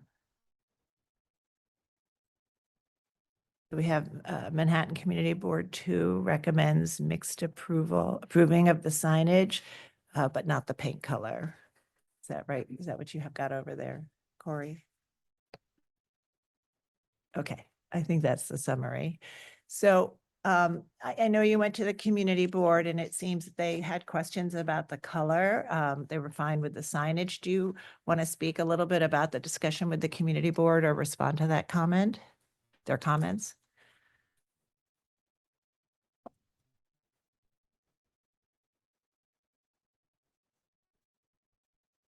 I think one of the things they had touched on was what would be stopping the other businesses on the street from then painting their storefront like whatever color that they wanted to. And I believe that our pink color storefront really deeply connects with my brand's identity in a way that it may not be for other businesses. And allowing the pink storefront to remain, it wouldn't set a precedent for arbitrary color choices, but it would rather recognize the intentional role that this color plays in the message I aim to convey and its connection to the community. Thank you very much. Commissioners, any final questions? All right, so I think then we'll move to our discussion. Commissioner Chu, would you make a motion to close the hearing? So moved. Thank you. Commissioner Jefferson, would you second that motion? So second. All in favor, say aye. Aye. Any opposed? Okay, so the hearing is closed. We are looking at a storefront that is a modern storefront on this building that received a permit for a temporary installation of the pink paint color. The staff is authorized to issue those permits for up to 1 year. And the applicant has set up an escrow agreement to allow for that temporary permit to expire and the necessary steps to be taken, which in this case included either repainting it or coming back to seek a longer term. And so the applicant is seeking a 5-year temporary installation of this paint color and would extend the escrow with those same commitments. The applicant has also shown a variety of colors within this particular historic district, which is the Greenwich Village Historic District Extension 2, which captures Bleecker Street and 7th Avenue South, where there have been some more changes for commercial use. So they have shown their immediate context as well as the larger context of the district to show a variety of colors for various storefronts. Commissioner Chen, would you like to start this one? Sure. Yeah. I think given the context of the location and the temporary nature of the request and the example that was cited in other part of the district, I can find that appropriate.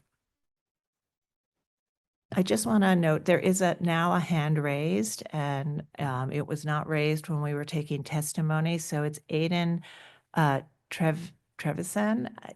Do we want to just allow him to speak so that we can see if this is an All item right, he wants to speak on?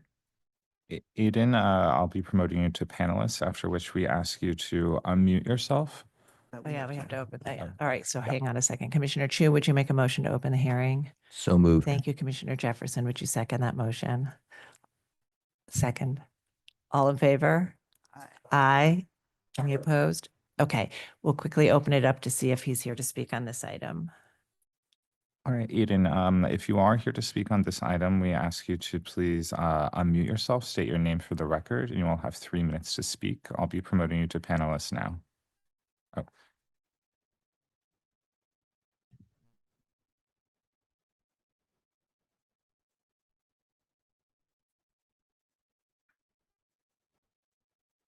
Hi, everyone. My name's Aiden Trevisan. I've been a New York resident for the past 6 years. And I just wanted to testify for Colorful Natalie keeping her storefront pink. It has had such on the West community for the last year, and so many of the buildings in the West Village are brown or gray. And I honestly kind of dreary and lack character. But on the other hand, the pink, colorful building Natalie brings to the area just brings the entire community to life. I visited the store multiple times over the last year. It's been open, and every time I'm there, there's customers taking photos outside the building, constantly admiring it and running inside to buy something. The color of the store not only brings people to the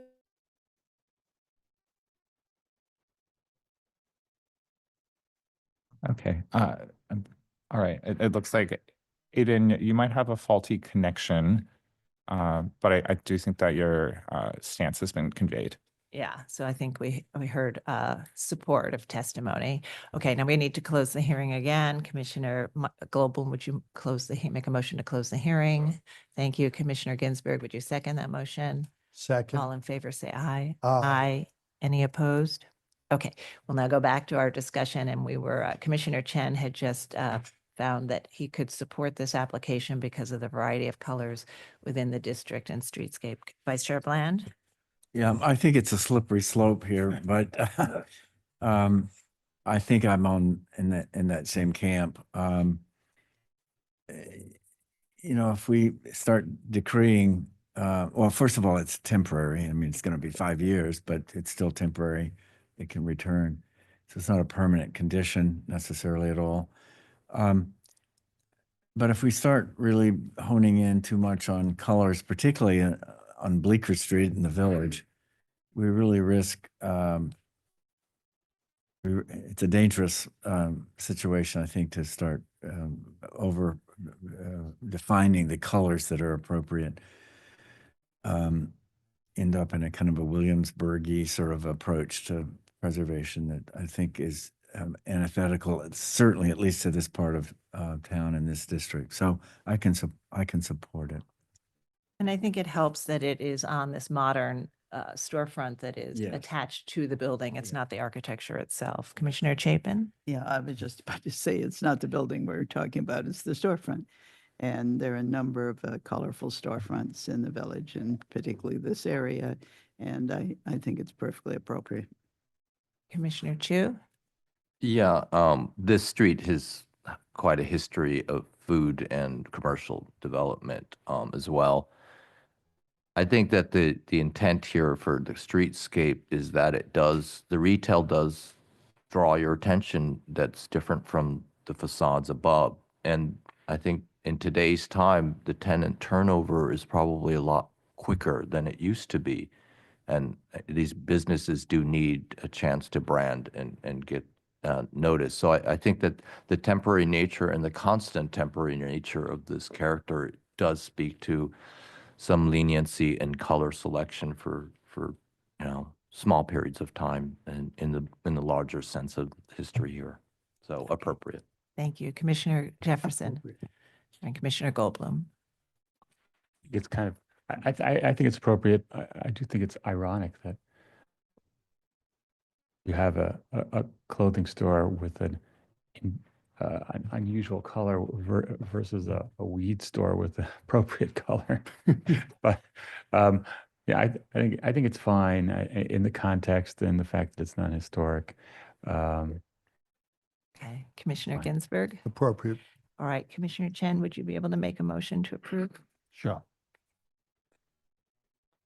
In the matter of LPC 25-10082, 247 Bleecker Street, in the Greenwich Village Historic District Extension 2, the application is to extend temporary permits issued for painting the storefront and installing signage. Noting the building style, scale, materials, and details among the features that contribute to the special architectural and historic character of the Greenwich Village Extension 2 Historic District, I recommend approval, finding that the proposed work will not damage or obscure any significant architectural features, that the colorful treatment of the storefront reflects historic redevelopment and modernizations that has occurred throughout the district, and in particular earlier 20th century changes that express the bohemian and artistic character of the neighborhood, that the storefronts along Bleecker Street feature a variety of color and materials. Therefore, the pink paint that finish will not detract from the adjoining buildings or the streetscape, that the paint finish is easily reversible, and that the duration of the temporary permit will be limited to 5 years from the date of approval, at which time the building base will be repainted in a neutral color, or the tenant will have the opportunity to apply for a permit to maintain the color or paint the facade a different color. Okay, thank you. Commissioner Chapin, would you second that motion? Second. All right. John, will you call the vote? Chair Carroll, Aye. Vice Chair Bland, Aye. Commissioner Chapin, Aye. Commissioner Chen, Aye. Commissioner Chu, Aye. Commissioner Ginsburg, Commissioner Goldblum, Commissioner Jefferson. Aye. 8 in favor, none opposed, the motion passes. That's approved. Thank you. We'll move to the next item. Next item is public hearing item number 6, LPC 25-10966, an application for a certificate of appropriateness in the Borough of Manhattan, Block 1382, Lot 7502, 809 Madison Avenue in the Upper East Side Historic District. This is a neo-Renaissance style apartment building designed by F.B. and A. Ware and built in 1924 to 25. The application is to construct additions, modify and create window openings, and replace windows.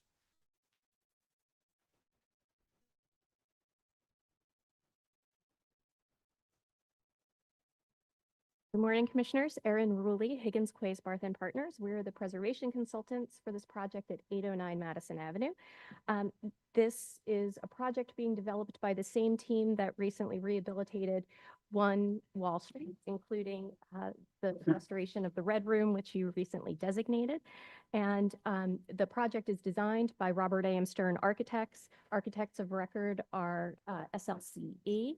And today I'm joined by Hernan Shabar of Robert A.M. Stern Architects, and Gloria Glass of SLCE is on Zoom with us. I'm going to walk you through the history, context, and existing conditions, and then Hernan will share with you the design. So 809 Madison Avenue, which we see here on the left, is located on the southeast corner of East 68th Street and Madison Avenue in the Upper East Side Historic District. It's a 12-story plus penthouse neo-Renaissance style apartment building.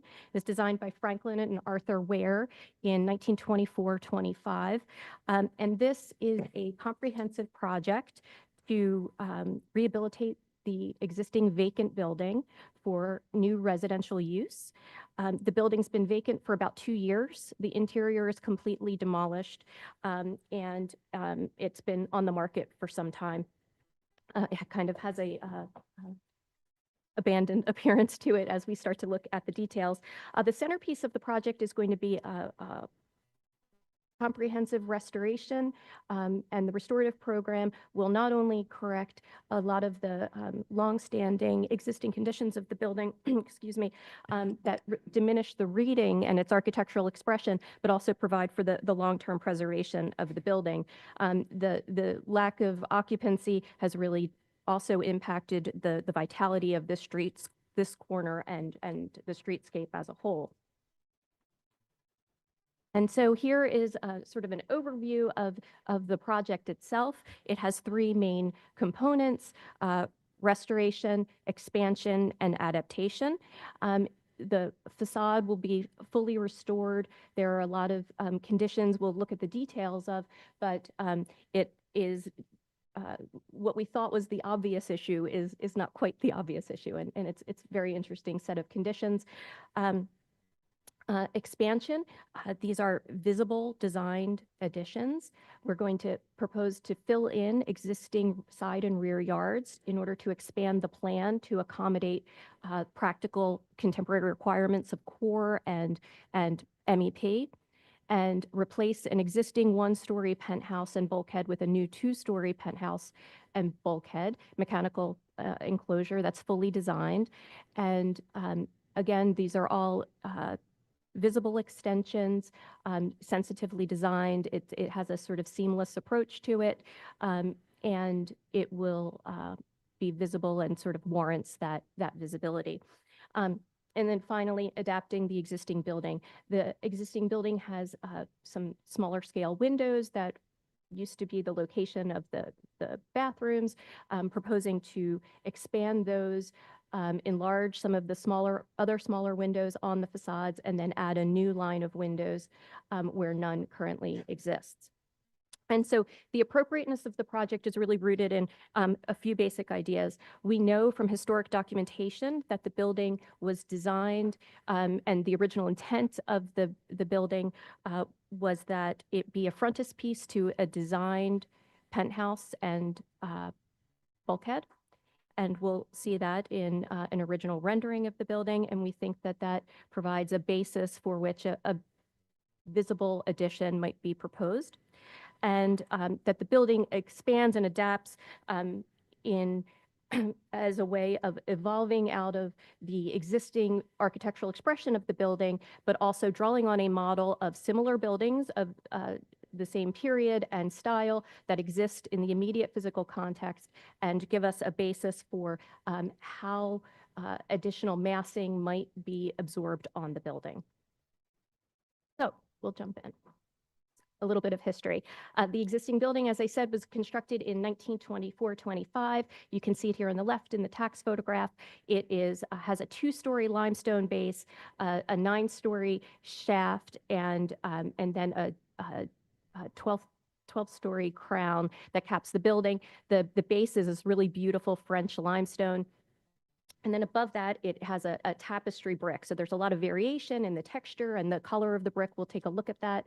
But all of the ornamentation on the main body of the building is derived from brick patterning. So it's varying bonds, there's stacked bond, soldier courses, and that's what defines each of the floor levels and the articulation of the facade. And then at the 12th floor, it's terracotta detailing, there's polychromy and terracotta surrounds and a polychromy cornice.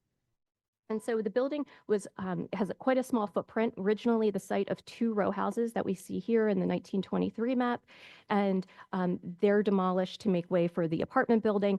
And so we have 40 feet of frontage along Madison Avenue. And then the extension along East 68th Street is 95 feet. And that includes, of course, the side and rear areaways. So the original rendering for the building, which we see here, is published in 1925. You can see that the design of the building is largely the same, with the exception of the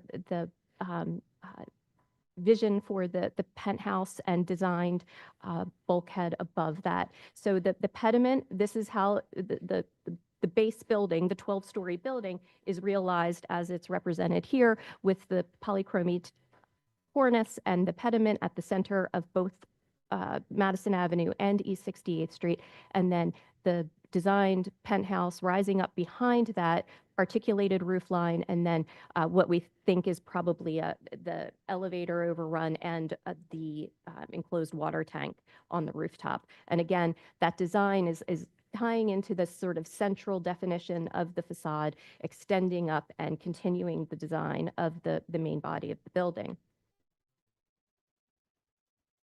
By the time the building works its way through the Department of Buildings, it's simplified a bit, and we can see at the penthouse, it's a much more sort of simplified, lower scale penthouse that's finally constructed, and a very simple elevator overrun and an exposed water tank on the east side of the building.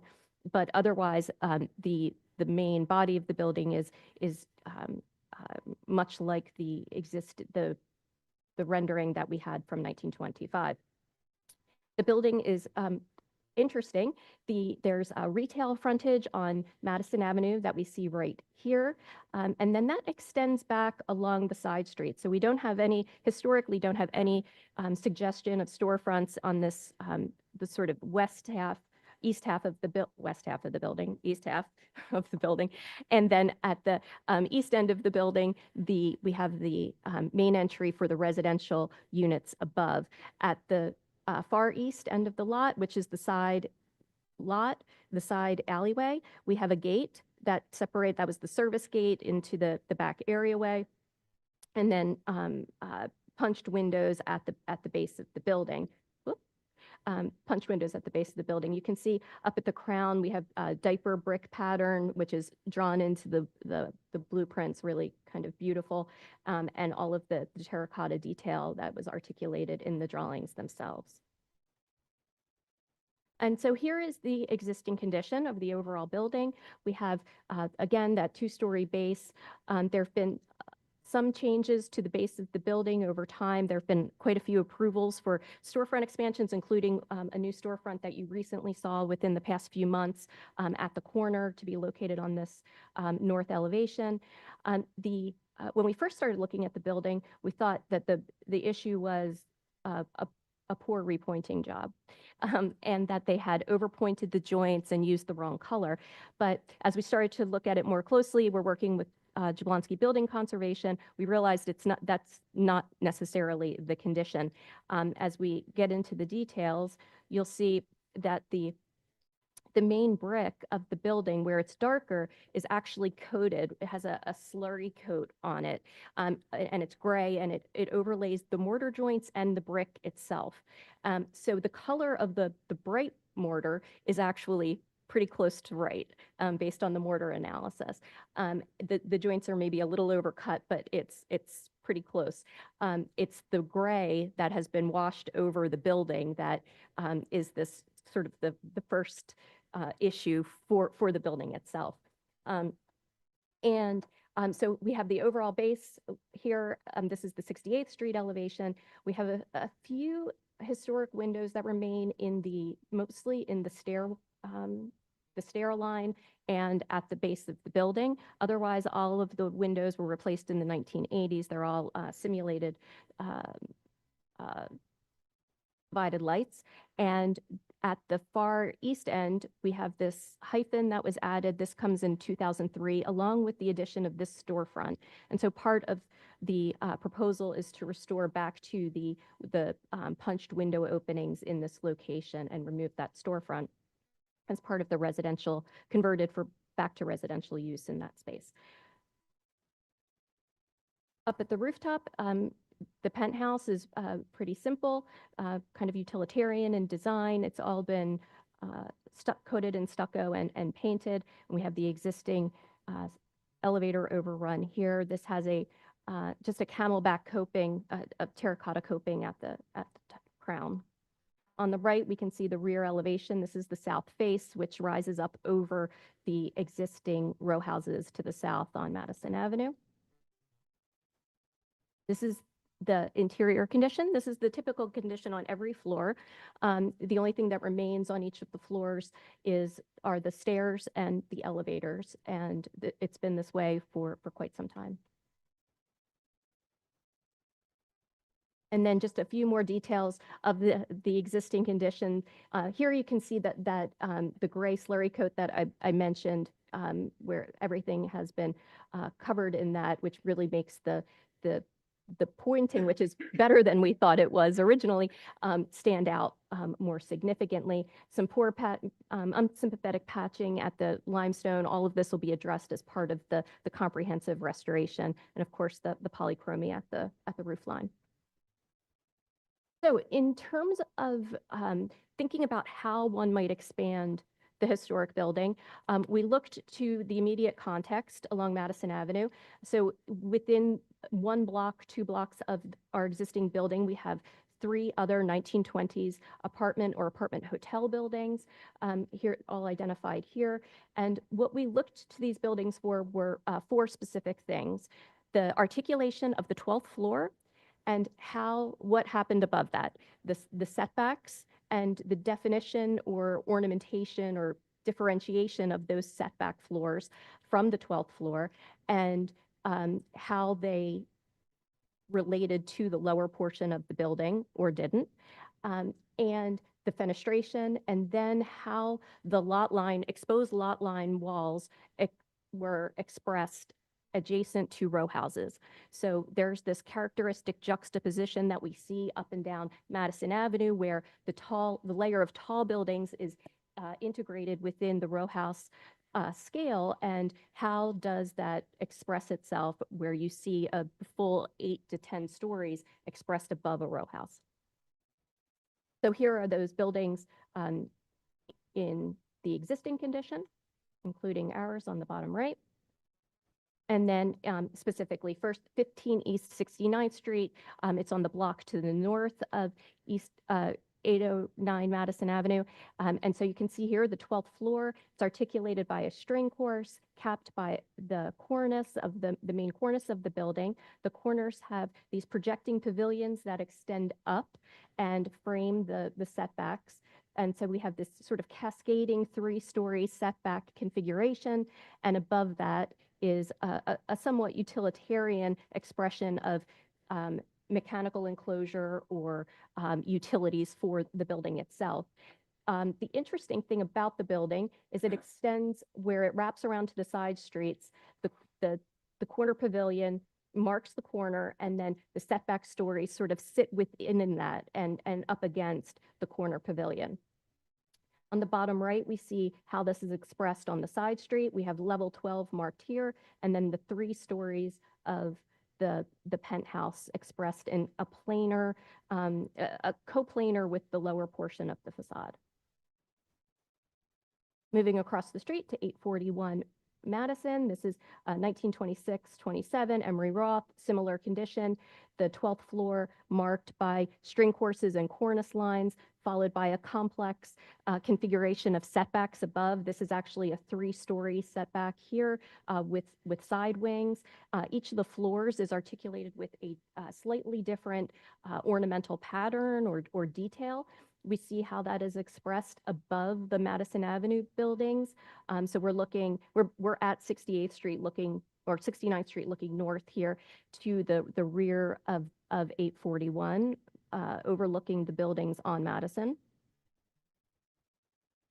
And then if we're looking south along Madison, this is 841, number 841, and we see the full expression of that setback crown. So here's the 12th floor, and then we have that 3-story central pavilion flanked by smaller wings, and then the signature Emery Roth detailing of the enclosed water tower. So really trying to make it as designed and complete in its expression in terms of incorporating the utilities and those sort of practical requirements. And then we see how that's expressed on the lot line looking over the side street. And then finally, at 25 East 67th Street, this is directly to our east, and this is go to the west, and this is the 12th story here. And then we have, again, the sort of corner pavilions extending up on the north and south ends of the facade. Here you have a little bit of asymmetry, though. The south end has setbacks, and it's articulated here through a series of two setbacks. And then on the north end, it's just a solid block of pavilion rising up to the roof line. And each of the setbacks is articulated slightly differently with a greater level of detail on the lower level than on the upper level. It's also an interesting detail here. The sort of north bay of windows has a more broad sort of studio-like expression than it has at the south, which is just a line of 2 singular windows running down the south end of the facade. And then looking to that side elevation, again, the 12th floor and that setback expression of the coplanar facade against the row houses. And so collectively, these really give us the basis for how to think about how to expand the building itself. And I think with that, Hernan is going to walk you through the design. I'm Hernan Chevar, Associate Partner at Robert Stern Architects. And I have to say, I'm really excited to be able to be part of bringing this building back to life. The building that, as we see it right now, it does pose some challenges. You see that windows that were intended for bathrooms really don't lend itself to a regular family apartment building and modern light and air. Also, same challenges that Erin just mentioned on the penthouse that has an ad hoc quality to it, does not correspond to what was originally designed. plus the south facade that's completely visible.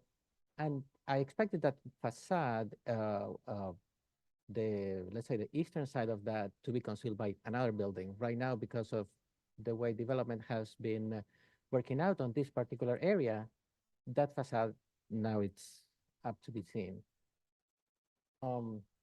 Now, here I want to highlight, in a sense, one of the key challenges that we have. The current building, as it was designed and it is right now, has 2 elevators, very small, 2 stairs that do not conform to current code.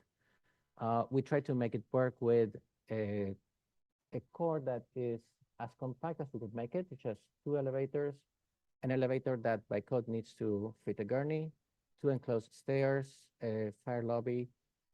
And once we have that core in there, there's not much room for much else. It's like centrally located does not make a viable plan. So that's why we're proposing to build, fill in the rear yard and the side yard. Both of these expansions, provided they get LPC approval, they are as of right per zoning. So what do we want to do here? First, we want to, we said, fill in the side and fill in the back, and then enclose all the mechanicals in the penthouse and have a 2-story habitable penthouse. Now, the overall height, you'd see, we're just raising it by 4 feet and change. We don't want to overwhelm anything around us. We don't overwhelm the building itself. And how do we go about designing that penthouse and designing the window enlargements that we are requesting? We analyzed the building on both facades. On Madison Avenue, we found a very, an ABA rhythm along a central axis of symmetry.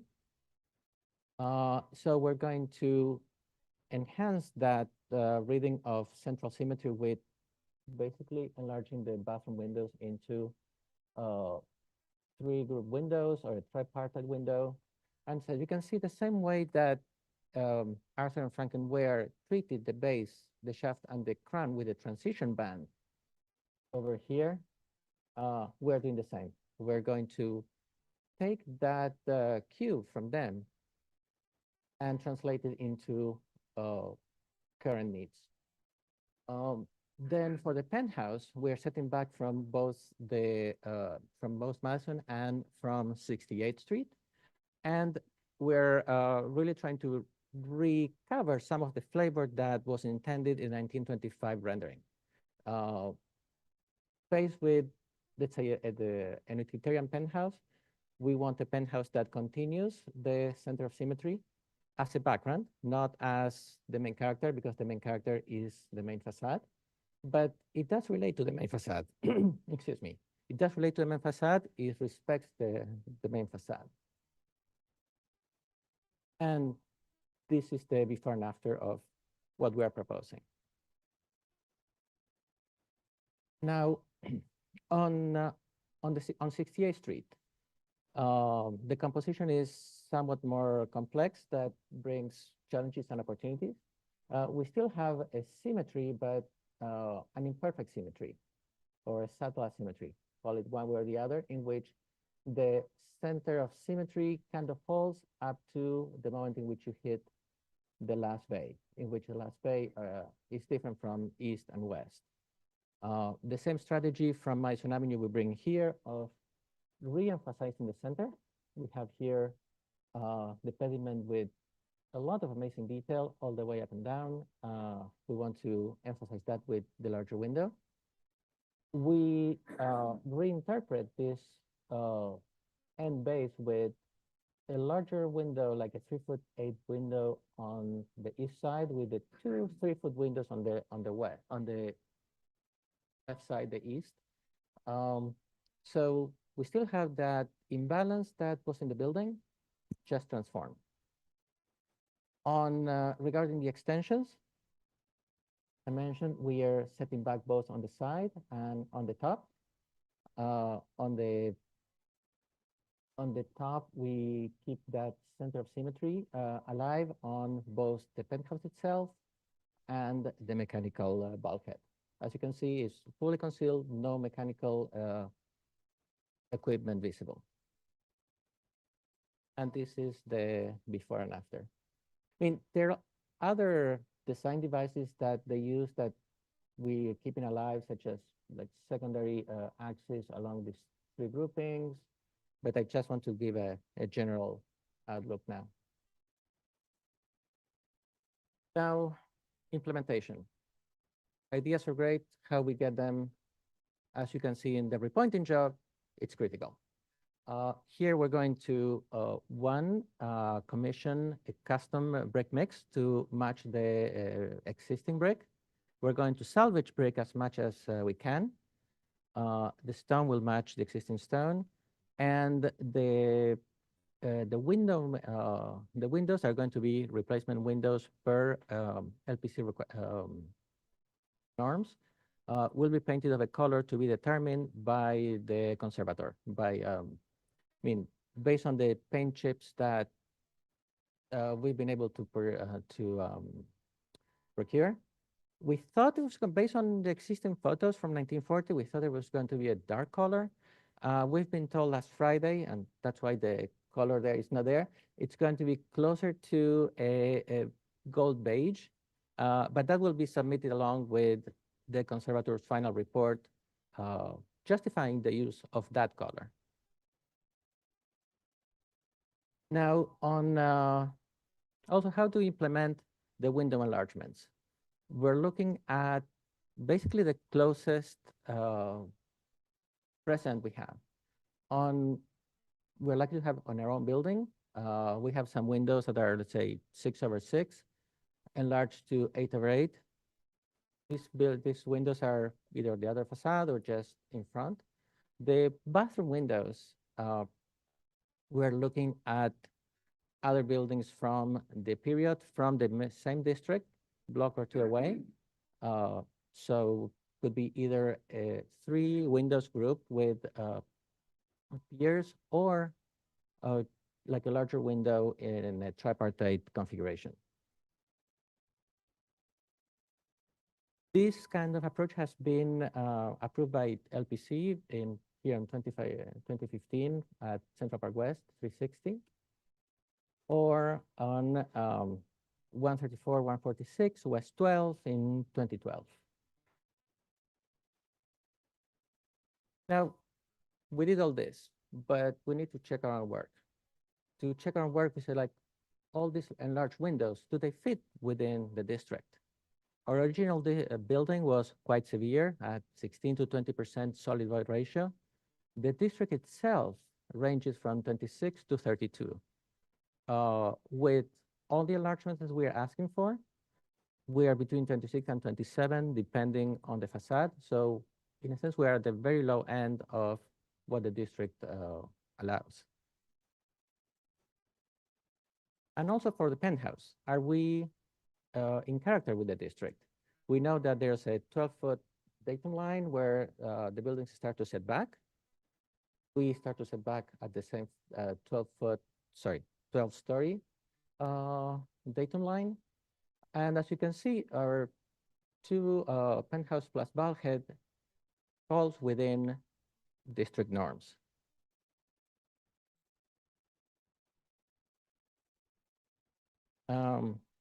Now, designing that bulkhead, we said that it needs to cascade down because that's what we've seen in the district. Needs to take detailing from inspiration, not copied, because we're doing something that's sympathetic to, that refers to the building, but it's not the same detailing because it does show its contemporary character. We have cornices that refer to the building. We have partition glass. And well, it's hard to see on this,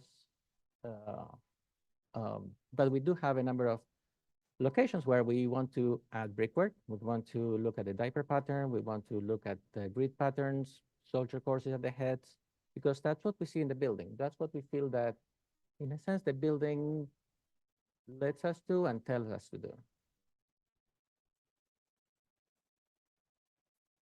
This slide I included just to, in a sense, show that we're not taking the volume lightly.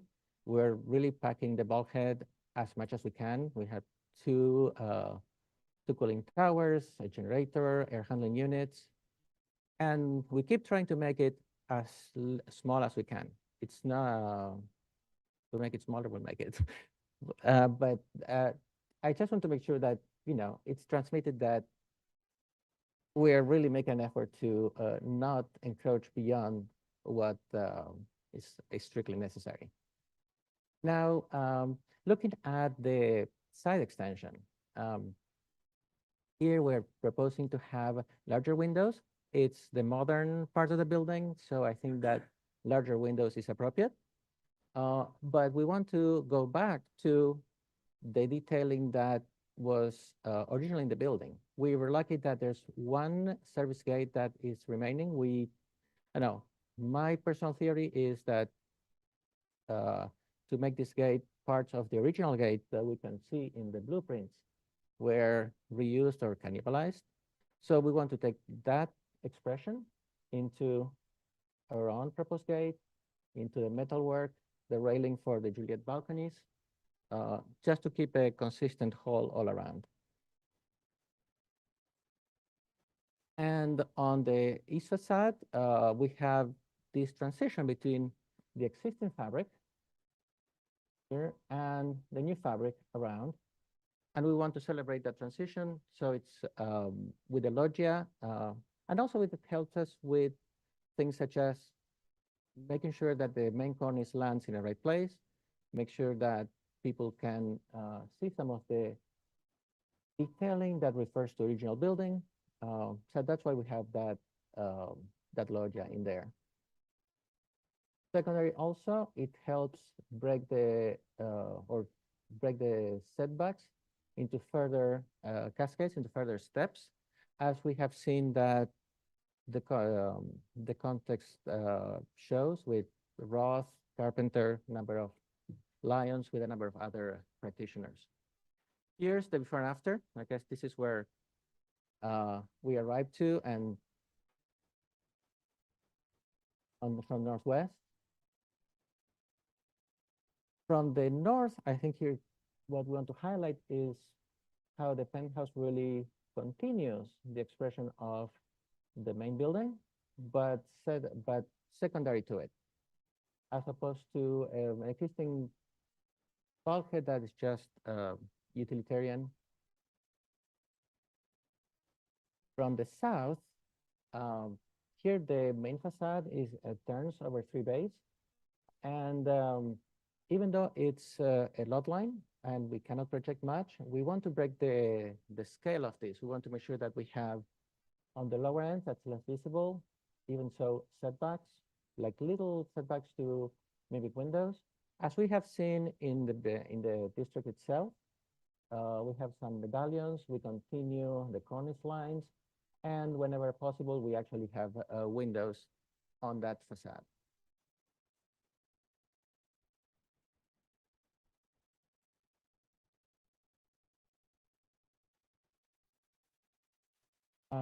From the east, here you can see how all these mechanicals are concealed by the new penthouse, the penthouse over there, and all the setbacks cascading down, making a transition to the scale of the townhouses in between the 2 avenues. Here, these are just photos of the physical mock-up, in a sense to validate the renderings that we presented to you.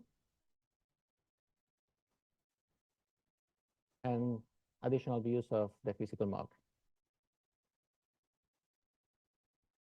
Thank you for your time, and I'm open to your questions. Great, thank you very much. And I think we do have some questions, starting with Commissioner Ginsburg. So as I read the drawings, the top existing floor has a floor-to-floor of 10 feet. You're then proposing for the 2 penthouse floors 12 feet, and then 18 feet for the mechanical floor. So the first question is, do you need that 18 for the mechanical floor, or could it be less? No, the 18, I do need every single inch of it, mostly because, let's go back to that. Because I have equipment over the stairs and over the elevator overrun. Okay. If I can shave an inch or two from, or hopefully a foot from the side, we will. Right now, what our engineers told us is that we need that. And you'd like for those two penthouse floors, the 12-foot floor to floor instead of the 10-foot, just for more gracious units? Also for the distribution of all those mechanicals. On the penthouse levels, I need to take all the makeup air, all the piping from these units into the place where it should be. I need to transfer all the kitchen exhaust back to this penthouse. Okay, So thank, they're gracious, but they're going to be gracious in locations. It's not wholesale, but I will Right. have to really transfer a lot of mechanical from there. thank you. Yes, Commissioner Goldblum. A couple of things. Could you go to the, one of those, one of your rendered facades, please? Yeah. So one back. Ooh, ooh, there you go. So it looks like your windowsills under your enlarged center windows are a different treatment than they are on the left and right. What's the intention there? Actually, that's a random mistake. We should have the same window sills as everywhere. Okay, because that appears on the other facade as well, and I was curious. And it also appears actually, if you look on your new window to the far left before you get to the hyphen, that too is a different sill. But the intention is that all the sills are the same. Yeah. Okay. You're proposing to strip the entire facade of the building and rebuild it with new and salvaged bricks That will be on the east side. on the east side, but on this facade, on the north facade, the brick stays. The brick stays. So on the east facade, stripping it down to the structure, rebuilding it, but here it's staying. Yeah, basically all the facades that are not like the south facade and the east facade where we're filling in the yard. Yeah. That's where we're taking brick out. The north and the Madison Avenue facades, we're just enlarging the window. Okay. The same brick that's there, same brick stays. Got it. Good to know. So the window that we see on the 12th floor at the top right with the terracotta surround is a window, we move to the right, I'm sorry. Furthest rightmost window, bingo. That window is shown to be enlarged. What do you? That's not enlarged. No? We have Okay. this around, we can't really enlarge it in a Okay, good. sympathetic way. Okay, We're- so the windows below that are getting enlarged? We're enlarging this window Down. through this window. I see. This Okay. window has a surround that we don't want to touch. I think it's Good. Yeah. Okay, good. And what's the plan for the storefronts? The storefronts don't belong to our client. We know that this was recently approved. My preference would be that the Madison Avenue storefront will also be replaced, but that's not part of their property. Okay, thank you. Yeah, it's basically, there's two separate condominium. Yeah, yeah, Yeah. and we recently saw the application for the storefront work. All right, other questions? Okay, Yeah, it Commissioner actually Chu. would help if you could clarify what, on both the north and the, I guess it's the east elevation, what windows are being enlarged? So here it's just the row on the right. Oh, yeah, there's a, Before and after. the before and after is hard because it doesn't, you have to use your eye. Okay, but So doesn't here indicate. we have the center window, C, all the line C. Yes. Line 8 prime, it goes from 30 to 38. And You're adding a window on the A. adding a window on the A at 3 feet 0. This window is 30. We're adding one just like that in there. Okay. So we're balancing these two 3-footers with this single 3/8. Okay. And then the other facade? Street. Yeah, okay. Here, these two windows up on top, we're replacing, basically we're taking the two upper corners and joining them to a single window. And Is here the height lower at the sill than it is existing? No, will match the existing. Every single window that we are adding will match existing. But is it? It is lower. Well, no, we will, It looks a lot lower. It's a hand sketch, but it looks lower.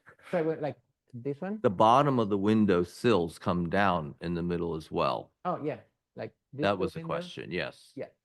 This get enlarged and then get lowered to match the sill of the adjacent windows. And the two A's on the either side, are they enlarged or not?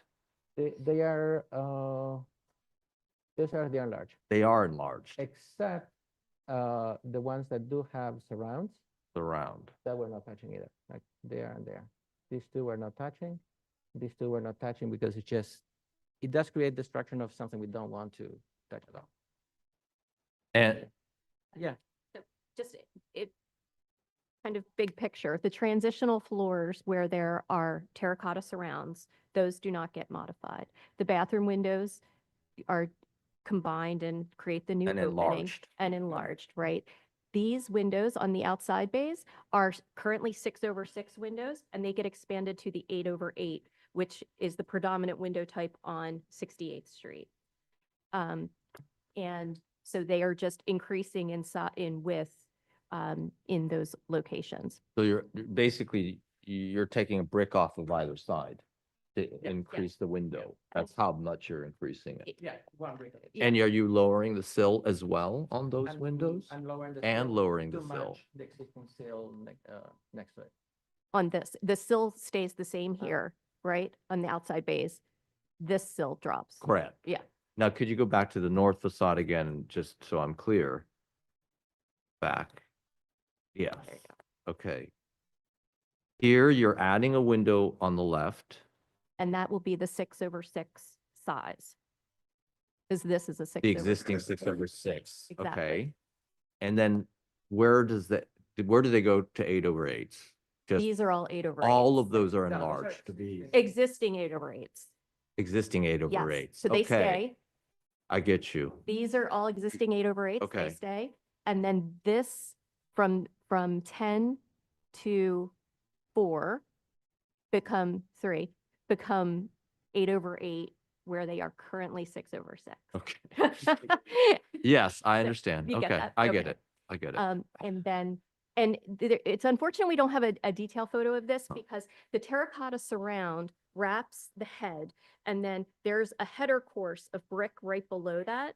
So even though these will be 8/8 windows and will have a larger masonry opening, there is a detail that creates an expression of that same size within these windows. So it sort of follows that same outline of the window all the way down.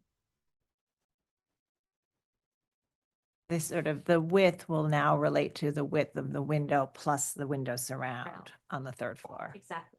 The chair Okay. And the Bs and the A and the new A primes are the same width? The Bs and the A prime are the same width, yeah. So you're basically, it's going to be an A prime equals B, and that's true on both facades, both street facades. The wall in between. Right. Through, No, I know, the width of the window, I mean. the window itself will be the same, Yeah. yeah. Okay, thank you. Okay, other questions? All right, we're going to move to public testimony and we may have more questions after that. Okay. So we're going to start with everyone who is in person and then we will move to our Zoom to see if we have any participants on Zoom. And so I do have some sign-in sheets to get us started and the first speaker will be Paul Goldberger.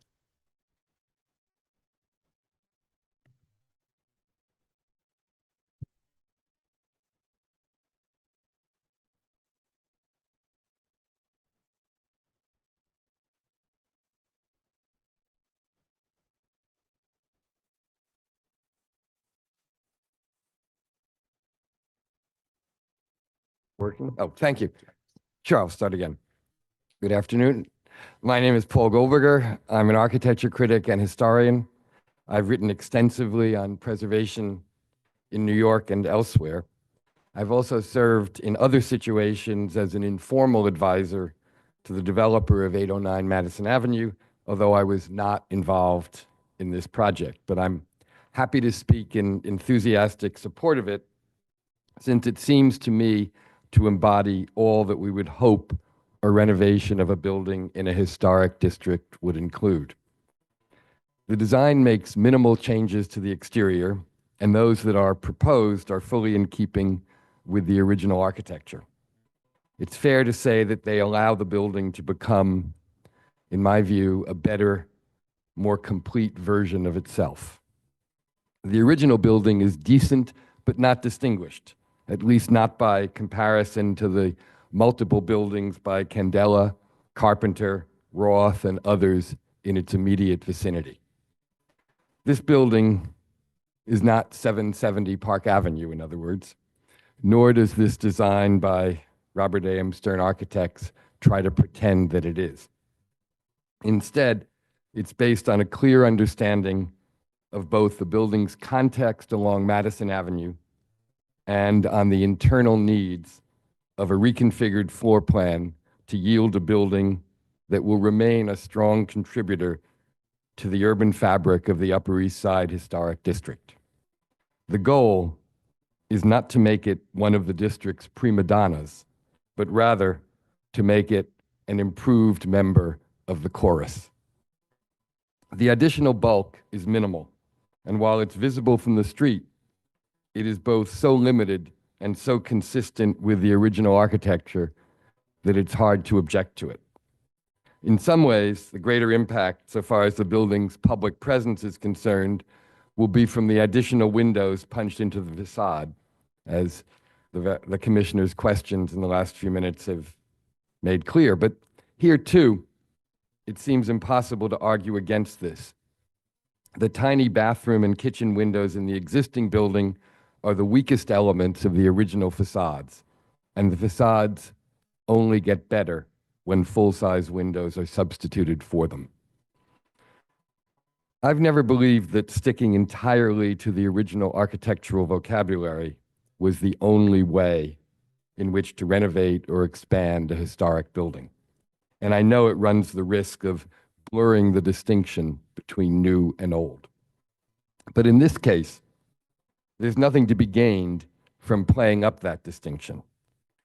This building was never an architectural masterpiece. It was a decent, but not great, background building. Now, it will be a much, much better background building. The decisions that involve dramatic architectural change or great architecture are really the toughest ones. My hope is that the Commission will see this decision as a much easier kind to make. Thank you very much. Thank you. Right, we'll now move to Simone Sarcona.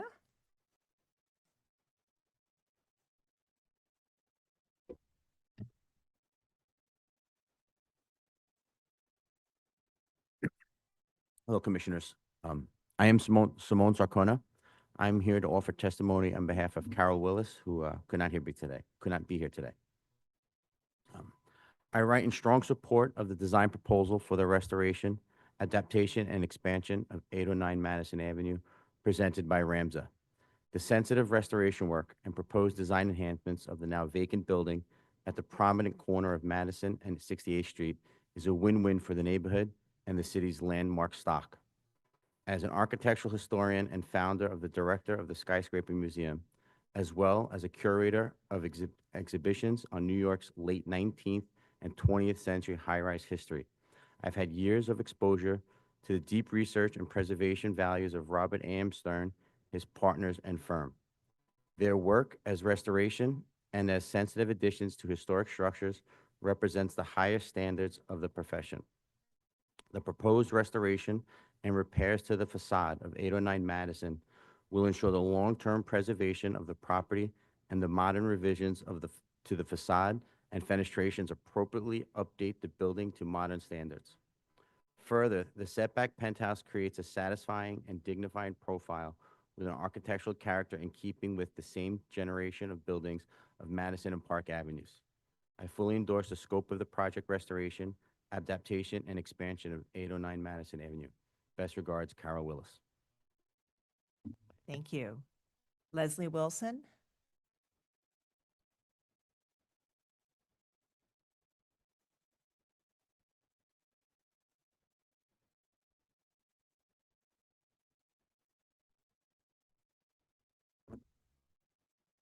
Hello, everyone. Thank you for taking the time to let us have the opportunity to speak about the building. My situation is kind of interesting in that I lived in this building for over 30 years in 3 different apartments.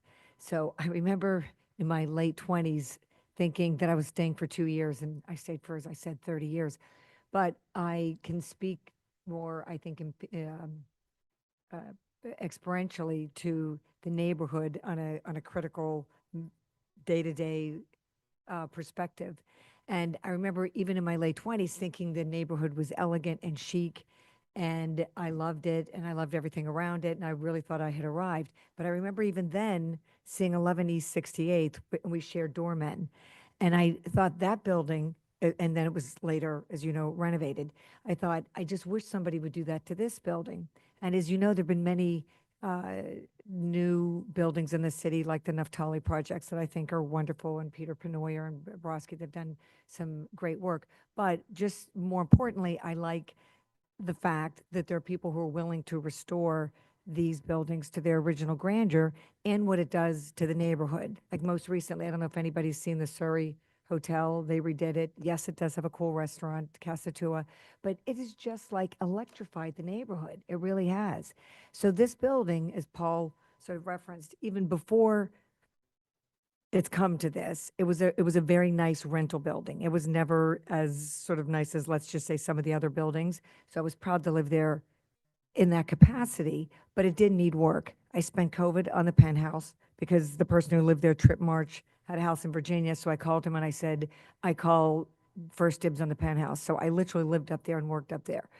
And I remember even then when I was ringing the bells thinking, look at the crumbling sort of fenestration and the terrace. So it's a great building. It just needed a good mother. So I appreciate that someone is willing to take the time and to hire someone like Bob Stern, with whom I worked for 10 years when I was at the Related Company. So we did lots of joint projects together, and they're very sensitive to the contextual aspect of the neighborhood. One of the buildings we did in the West Village was Superior Inc., and we copied the Superior Inc. factory.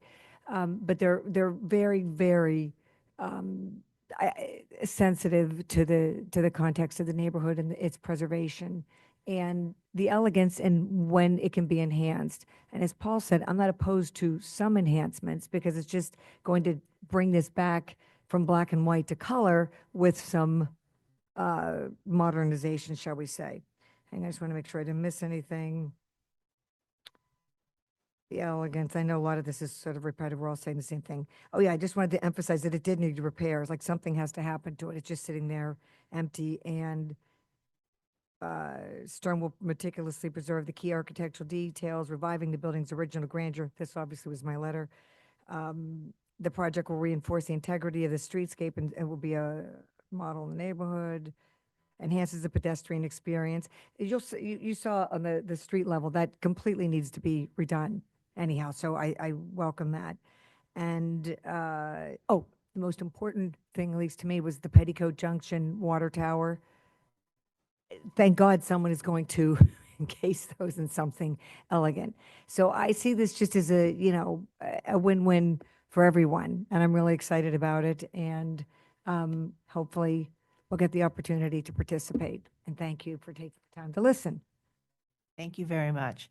Madeline Holt Elganian.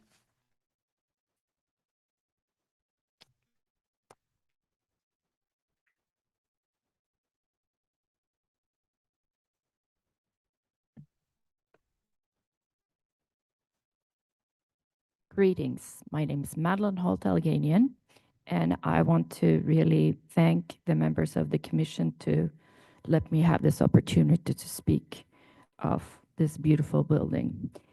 I am here to express my strong support for the proposed improvement and restoration of 809 Madison Avenue. This beautiful neo-Renaissance building designed by noted architectural firm FB and A. Ware is just very special in the neighborhood. This building showcased the refined elegance and rich architecture that defines the Upper East Side Historic District. Sadly, over the years, 809 Madison has suffered from years of deferred maintenance and neglect. The proposed restoration is both thoughtful and respectful. It reflects a deep understanding of the building's history and includes careful research into original materials and detailing. These improvements are not only sensitive to the building's heritage, but also well suited for the surrounding historic neighborhood. Investing in this building is an investment in the architectural legacy on the Upper East Side. I wholeheartedly hope that the Commission will approve the proposed work and help return this beautiful building to its rightful place of prominence. As a 25-year resident living in a historic building at 19 East 72nd Street, actually in the penthouse, I am committed to help preserving the charm of our neighborhood and especially Madison Avenue. Thank you so much. Thank you very much. Is there anyone else in the room who would like to speak on this item? Right, not seeing anyone else. I will turn it over to Stephen Thompson to see if we have any remote participants. Those joining us via Zoom who would like to offer testimony, please use the raise hand function, after which you will be promoted to panelist. We ask you to unmute yourself, state your name for the record, and you will have 3 minutes to speak. I see a raised hand from Luis Arturo Corzo representing Ramza. Shall we begin with that individual? That might be an error. That's the applicant, correct? Yeah. Okay. So yes. No. Understood. Okay. Our first speaker will be Zainab Turan.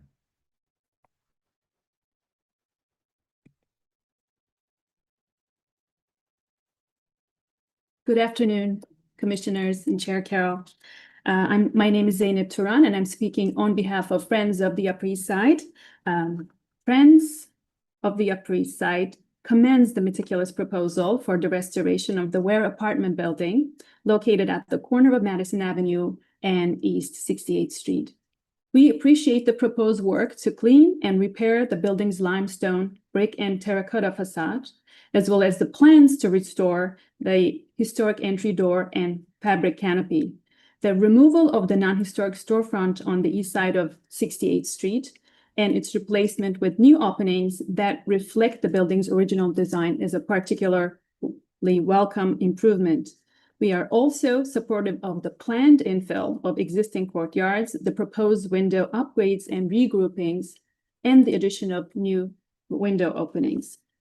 While these thoughtful restoration efforts are commendable, the proposed two-story penthouse with the mechanical bulkhead positioned on top raised significant concerns for the committee. As currently designed, these rooftop additions present as overly bulky and detract from the building's historic character and the established architectural rhythm of Madison Avenue.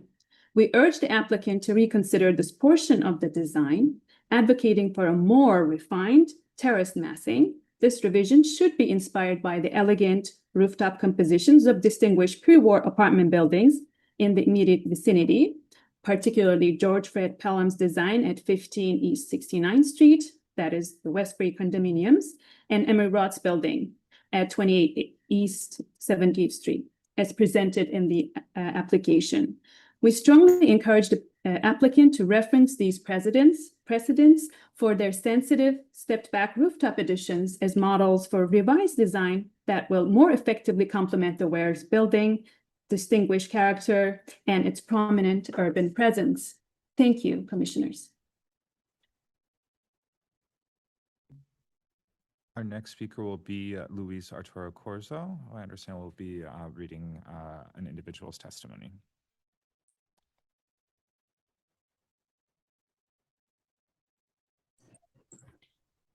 Good afternoon. My name is, good afternoon, and hello, commissioners. I'm Luis Arturo Corso, and I'm here to offer testimony on behalf of Sheldon Werdiger, who cannot be here today.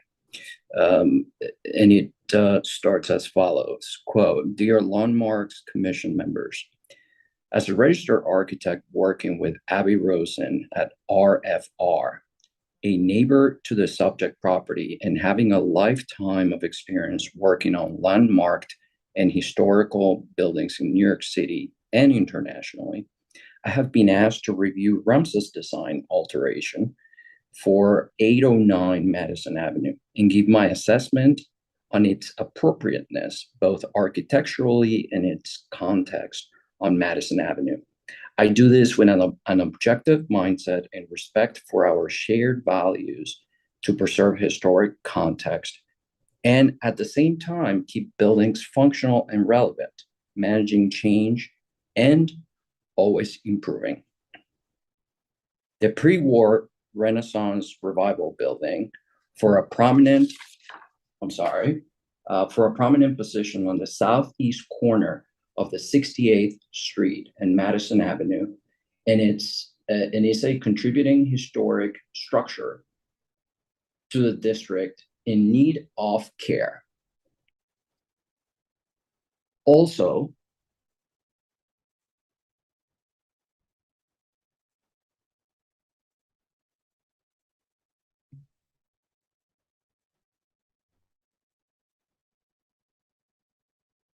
Okay, it appears that he's no longer logged into the Zoom.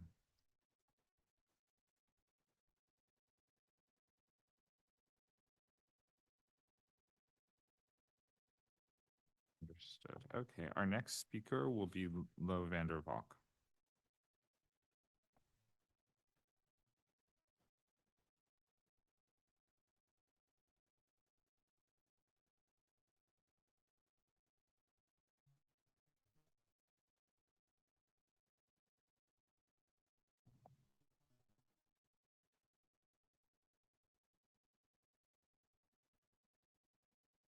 All right, Lo, you're invited to unmute yourself, and you may turn on your video if you wish, and you'll have 3 minutes to speak.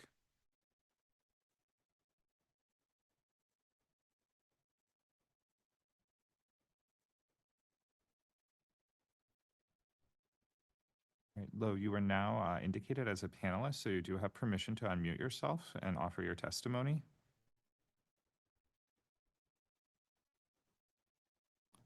Okay, we're going to move to our next speaker. Okay, great. We're all figuring it out. All right, Louise, I'll be promoting you back to panelist so you can complete your testimony. wonderful. I apologize for that. Not really sure what happened, but I was on repair over the years, period. The rooftop and the bulkhead are awkward with exposed water tanks and dunnage. The fenestration pattern, window sizes, and proportions are not the best example of the symmetry and access geometries found elsewhere in the district. As the tallest building on the block, I've always found the southern facade to be subordinate to the others, and its detailing and material quite disappointing. Rams's design proposed gives 809 Madison a new life, a respect and sensitivity to preserve the existing positive architectural features and improve on those that should have been better. Organized in the penthouse and bulkhead, moving the water tank and bulkhead to allow for traditional, well-proportioned, habitable penthouses is very sensible and improves the massing immensely. Expansions on the east and rear yard have no impact on the lines or the sight lines from the sidewalks. The rear yard addition transforms the facade that should have never been seen in one that looks intentional and consistent with those on the other side elevations. Finally, the proposed new fenestration preserves the symmetry and has been with the original design and is welcome improvement to the solid, well-proportioned and rhythm of the overall composition. With confidence, I strongly support the thoughtfully conceived design proposed and improvements prepared by Ramza. Sincerely, Sheldon Wediger. End of quote. Thank you, commissioners. Thank you. Our next speaker, we'll try again with you, Lo Vandervalk. I'll be promoting you to panelist, after which we ask you to unmute yourself, and you may turn on your video, and you will state your name for the record, and we'll have 3 minutes to speak.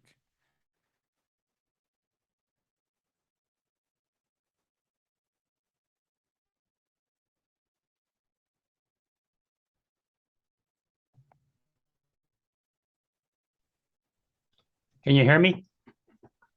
Yes. Oh, great. My name is Lo Vandervalk, and I'm speaking on behalf of Carnegie Hill Neighbors. We greatly appreciate the outstanding treatment of the many facets of this complex project. But we want to focus especially our attention to the fenestration and other articulation treatment of the south elevation, which overlooks a row of row houses to its south on Madison Avenue. This overall articulation of a secondary facade, which includes also the penthouse and the mechanical floors that face south, is a very welcome part of this project. We so often see secondary facades as receiving secondary treatment, but that does not seem to be the case here. And as one views this building from the south, overlooking the brownstones below, this gives a contextual treatment of the whole block, which is consistent with the best of this historic district. So we greatly appreciate this aspect of the project. Thank you. Our next speaker will be Dan Shannon.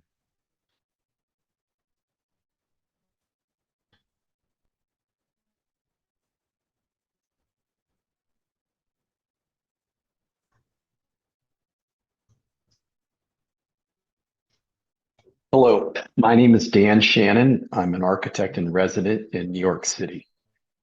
Thank you, commissioners, for this opportunity to speak in support of the design proposal by Ramza for 809 Madison Avenue. The new plan configuration provides a positive improvement to the exterior window pattern by moving the service rooms away from the perimeter.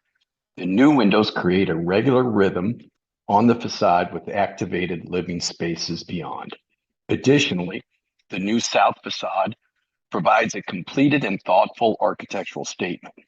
The proposed renovations and repairs of the facade return the building to its original stature and beauty. The work and investment on the facade will be a positive benefit to the corner, restoring what was lost with time and neglect.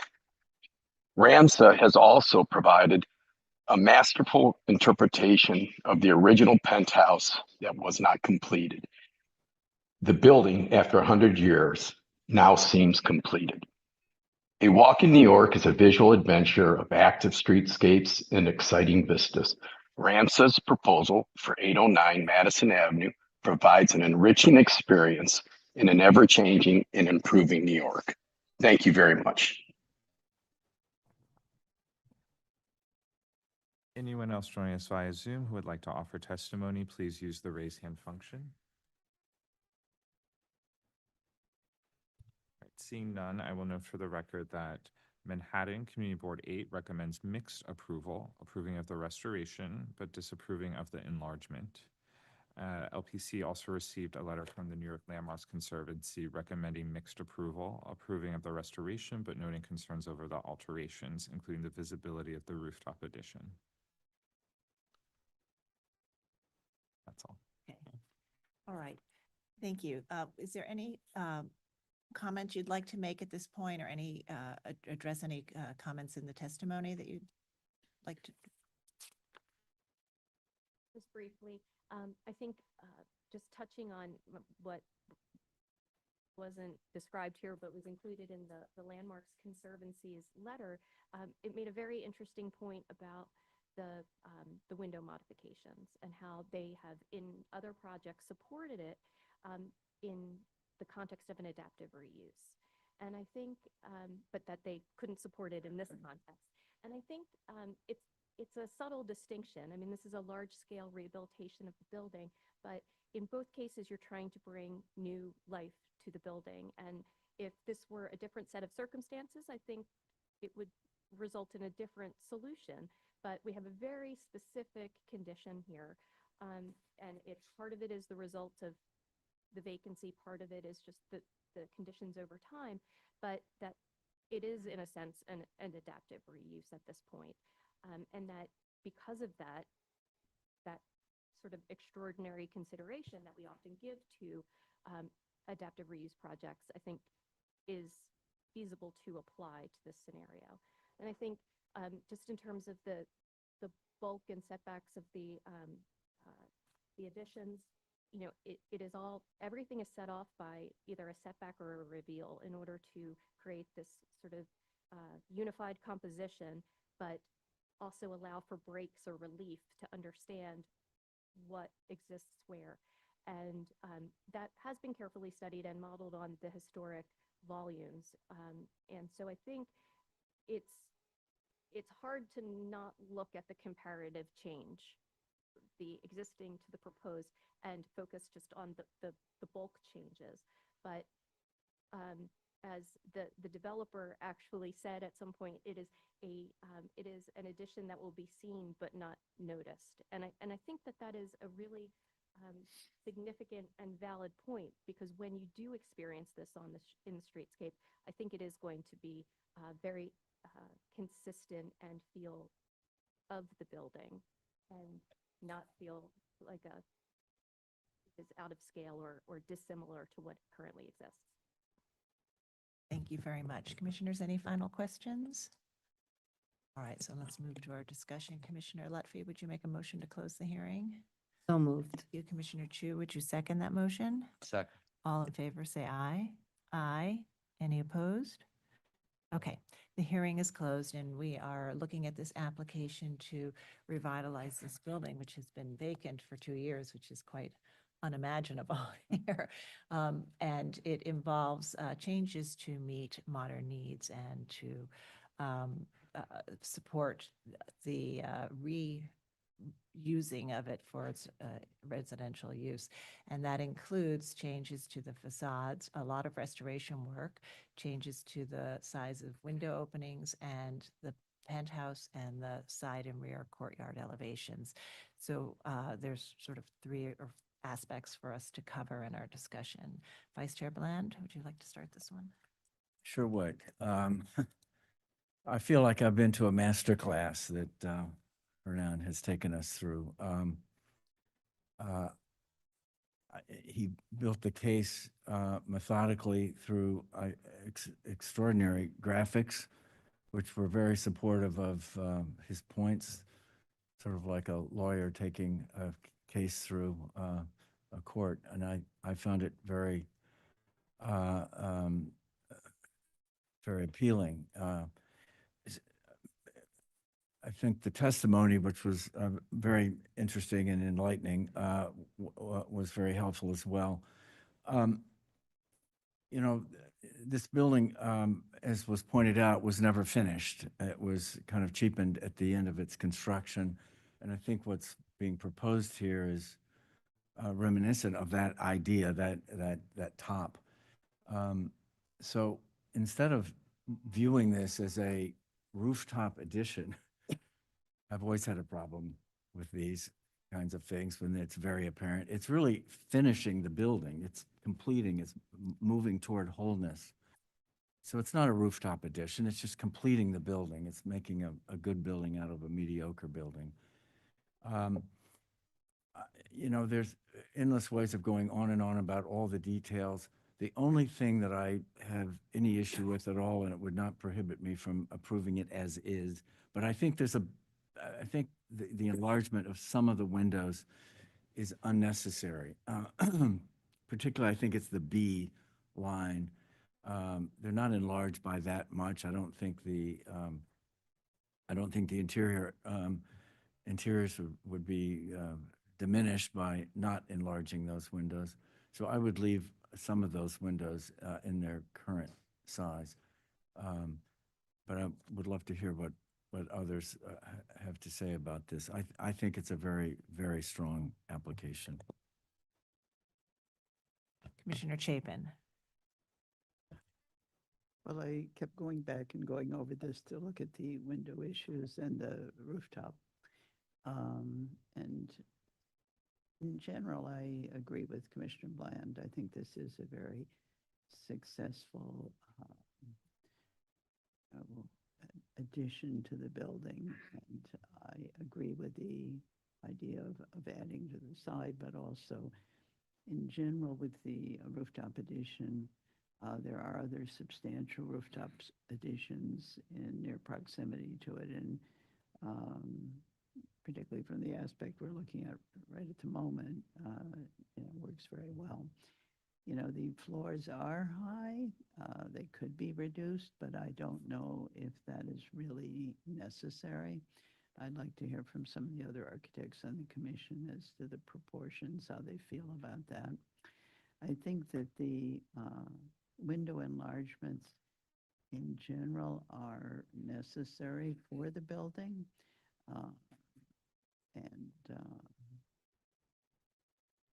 I think I can generally support them. Commissioner Bland pointed out there was an area he felt in particular could be reduced. And, you know, if that's appropriate for the use of the building, not really necessary, then I would also go along with that. But in general, I can support pretty much what's presented. One of the staff comments was about, you know, losing the terracotta in the turn of the building there. And I'd like to hear what others have to say about the need to preserve that in particular. But again, in general, I think it's very approvable with perhaps some very relatively minor changes if required for the Diana's comment was for the on the east elevation, there's the secondary string chorus would be obscured by the new addition. Yeah, yeah. So but then she said she'd like to hear what others thought about yes, that. exactly. Yeah, thank you. Okay, but in general, I think it's it's virtually all approvable as it's being presented. And I do think with respect to the windows, it was very helpful to understand the percentage of solid to void of other pre-war apartment buildings along Madison Avenue, the nearby neighbors. And the end result of these enlargements would still be, I think it was like the 27%, which is well below the 31 to 36% in the other buildings. Yes, I agree with that, Sarah. Commissioner Lutfi, I know you were out for some of it. Do you feel you've seen enough? Okay. You know, I happen to be mostly in accord with my fellow commissioners. I think this is actually a terrific project. I mean, this building has been vacant, and it was in terrible shape, and now it's being brought to new life. Obviously, the internal use of this building is changing. That's why some of the windows the request is that some of these windows change. The bathrooms aren't going to be where they were, you know, the whole unit configuration is going to shift. And so when I look at what the applicant is proposing vis-a-vis the windows, I really do think that their changes, whether there's enlargements or slight enlargements, they really fit with the facade of the building and the rhythm of the windows. And I don't think that they detract at all from what's going on here. My only concern is that I think that a little bit, I think when you look at the entire, I do think if it is possible, they should try to retain the terracotta. And when I look at the entire building as a whole, I just think it's like sort of 1 story too high at the top. It looks a little, I don't know, like someone baked a cake, put it on the top, and it didn't quite work out as well as it should have. I would recommend that they go down a level. You have a view on the added horizontal massing? Am I okay with the horizontal massing? Yeah, I am. The rear and the sides. Yeah. Mm-hmm. Commissioner Chu? Yes, I do want to commend this project because it's a great revitalization of this existing building, which I guess has been empty for a little while, and it needs restoration. The facade is in serious bad state in terms of brick, mortar, and the stonework below. In terms of the revisions, now I'm going to talk about the windows first. There is a lot of modifications to windows, and there is some effect, obviously, to reduce a small proportion of the masonry. I think that the proposed does confuse the original design a bit because it does enlarge and it tends to standardize them all. However, I do feel that the bringing the building up to today's living standards is a reflection of that. It feels much more occupied and alive in the proposed version. So I don't feel so strict to holding it to the intent of the original design, which wasn't really that strong. The one comment that I do have is that on the north elevation, 68th Street, the left bay added a new window next to an existing window when there was none above. That's the one line that I feel is really a huge departure from the existing. The rest are revisions.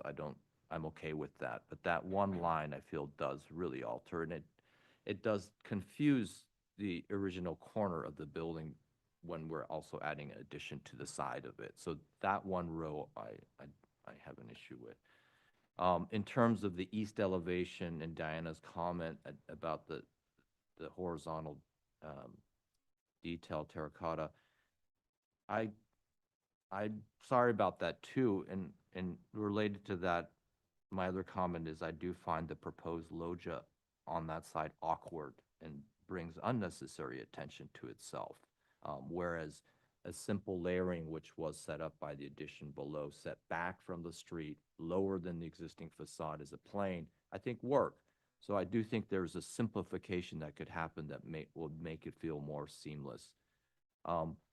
In terms of the top, it does appear quite large as an addition, but I will say that if a building could take that size, this one can. It's quite a large facade, and it is much taller than the neighboring building, so that change does increase it, but the scale difference has been there a long time. To that, I can find that appropriate. It will enclose all the mechanical equipment, which is a positive, I do think, because sometimes we'll see additions and then there's still equipment outside of it. So it does clean up the rooftop from the existing condition quite a bit, and that is a positive. I think those are my comments. Okay, thank you. Commissioner Jefferson. When When I looked at this last night, I said, the new penthouse looks much better than this. Then I thought of the idea of adaptable reuse, conflicted by the symmetry of the building, the existing building, and then how slightly it was off. But then I thought that the windows, thinking of adaptable people living in these buildings and adapting the building, adapting the form.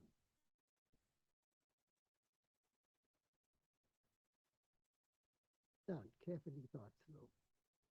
I don't mind a little piece. Playful thing. The scale of it is quite large. It's back, and I looked at the floor-to-floor ratio, and it's standard 13 feet. But it just but on the whole, in terms of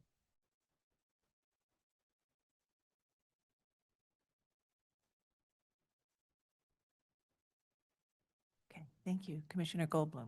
Thank you. Interesting conversation, interesting views. I'll throw in a few more. I think that the idea of the overall project is appropriate. I think that the infilling of the courtyard is appropriate. The resulting south lot line wall is also appropriate, even though it's a big change from the existing, and the existing yellow brick purposefully says I'm a side facade, and that is a very, very common approach in New York City for tall buildings, whether or not they were meant to be covered. They are a part of the environment of historic districts, and this one changes that on purpose to make it into a front facade with the front facade materials, if I'm not mistaken. So that is a bit of a change, but I think it is acceptable. It is done somewhat, and it certainly would look better. I think that the enlargements of the windows are generally acceptable. I'm with Fred on the A primes. I think that the applicant did not change the widths where they were bounded by the terracotta, and they created this kind of rationale of the transition and all that. I think it's just overly complicated. And I think part of my concern about the proposal is that it does kind of go a little bit too far into the complicated zone. This building is not an Emery Roth building, which has, or a Candela building, which relishes in that casual divergence and weird one-off asymmetries and the stuff that Robert Stern's office has brought to a very high level in their work. I think that this building, our job is to look at the building and its architecture and kind of see if the work proposed is appropriate within that architecture as opposed to someone else's architecture. And I think that this building is simple. It's simple. And I think the introduction of complexity to make it look more like a Candela or a Roth is going in the wrong direction. And so that's kind of behind some of my concerns. Like on this facade, the center, the Madison Avenue facade, the center windows can be enlarged, I think, without any concern. But I think that if you look at the tripartite window, it comes out of left field. It comes from a different building. Whereas the single window, which they show on the second, third, and 12th and 13th floors, or 11th, 12th floors, that feels to me more like this building, which is simple. There is no tripartite opening on this building. It's simple holes. So I would say that the tripartite typology should not be used here, and the simpler single opening should be used. I think that the biggest concern with the window modifications is the 96th Street building that they showed as a precedent, the Central Park 96th Street, Cetra Ruddy building. That building, it's a great set of drawings, but the brick matching is terrible. And you look at it today, it's going to look terrible for 10, 15 years till the dirt kind of cakes over it and makes it all go away. So the staff has to be really, really vigilant on this kind of project where you're retaining existing brick, you're stripping it of a gray wash, you're dealing with pointings that happened over the years, you're going to be making your own cuts to the wall. It could be a total train wreck. So the care of the brick restoration is critical. And knowing that Jablonski is on the job is a big relief because they won't screw it up. But I think the staff should be extraordinarily vigilant. How is the brick cut? How is the, samples, pointing samples, all that stuff, very important. And I think that in terms of the big move, the rooftop thing, I think that the proposed, well, first of all, I think that the hyphen addition is totally appropriate. I agree with Jeannie that I think that little pavilion, its removal would not be, I mean, with Diana, that the removal of the pavilion would not be a loss to the project and would be a gain to the preservation of historic material. I think that the rooftop addition is appropriate in general. I do think it is too tall. I think that removing a whole floor would be the best way to go. If you look at the proportions of the original design, it was a much more modest addition. I think that the visibility of this addition, if you go to page 41, you see one page further down, it's very, very visible, the bulk of it, the proportions of it. I think that they could try to make it feel better by reducing the floor-to-floor heights and or reducing the sidecar heights of the central rooftop bulkhead. They can try to look at it, but I think that it's interesting that the precedents that they showed seem to me to be much larger buildings, and the proportions of the rooftop pavilions relative to the base was different than this building, which is a very kind of a slight building. It feels a little bit too big for this building. Okay, thank you. Commissioner Ginsburg? Thank you. So first of all, it's an interesting because it, in a sense, isn't an adaptive reuse because it already was a residential building. However, when they show the floor plan and the proposed changes to create modern egress and also to make functional floor plans, I think that makes a lot of sense. In general, I think the windows make a lot of sense. You just need more and glass, but what they're proposing is not a lot of glass. I think some of the comments other commissioners have said about the windows, like the A prime window particularly, and what Commissioner Goldblum said about the center and the tripartite versus single makes sense. Something else I'm going to throw in, and I know I'm in the minority and I can probably accept what is, if they can't lower the floor to floor of the rooftop addition, I sort of look at the original stucco as sort of a background disappearing, and I wonder what the addition would look like if instead of being brick to mimic the building below, it was a stucco or white brick or something, although I realize they made a pretty strong case that the building was sort of unfinished, and of buildings of this type had a rooftop addition. I'm not sure, as Commissioner Goldblum said, the size of it compared to the size of the building quite makes sense. But in general, I can support this. Okay, Commissioner Chen? Yeah, interesting discussion, and the thing that struck me was how nice it would have been if they originally built that original rooftop. I think that midsection was a wonderful design. I like the analogy the Vice Chair Bland gave, which is that this is really to finish what was intended all along originally, that you have not an addition, but to completing the building. So to that degree, I have less of a problem with the rooftop, although, I think it should be brick, not stucco. I'm in agreement with the suggestion, which is that that loggia really, like Commissioner Chu said correctly, draw attention to itself, and the terracotta should be preserved that wrapped around. As to the fenestration, I will leave it up to the staff and the commissioners to suggest that pattern where there's the variations. All right, great. Okay, thank you all for your comments. Thank you for the very thorough presentation. It was very persuasive, and I think the result is that you have a lot of support around this table. I think conceptually, the commission supports the proposal and all the components of it, but I think we'll take no action. We've had a few comments about some tweaks that I think you could address and come back to us very quickly with.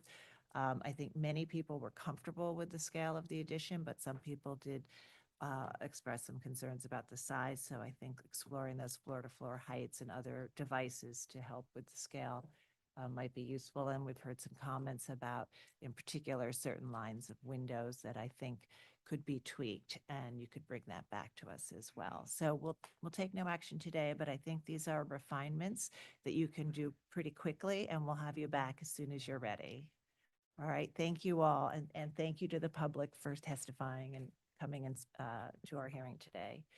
All right, that concludes our morning session. We're going to break for lunch now. We'll resume at 1:30. We'll ask all members of the public to exit the public hearing room at this time, and we will ask that everyone in the Zoom who wants to return to voluntarily exit the meeting at this time, so that we don't have to remove you, and if we remove you, may experience technical difficulties if you wish to return.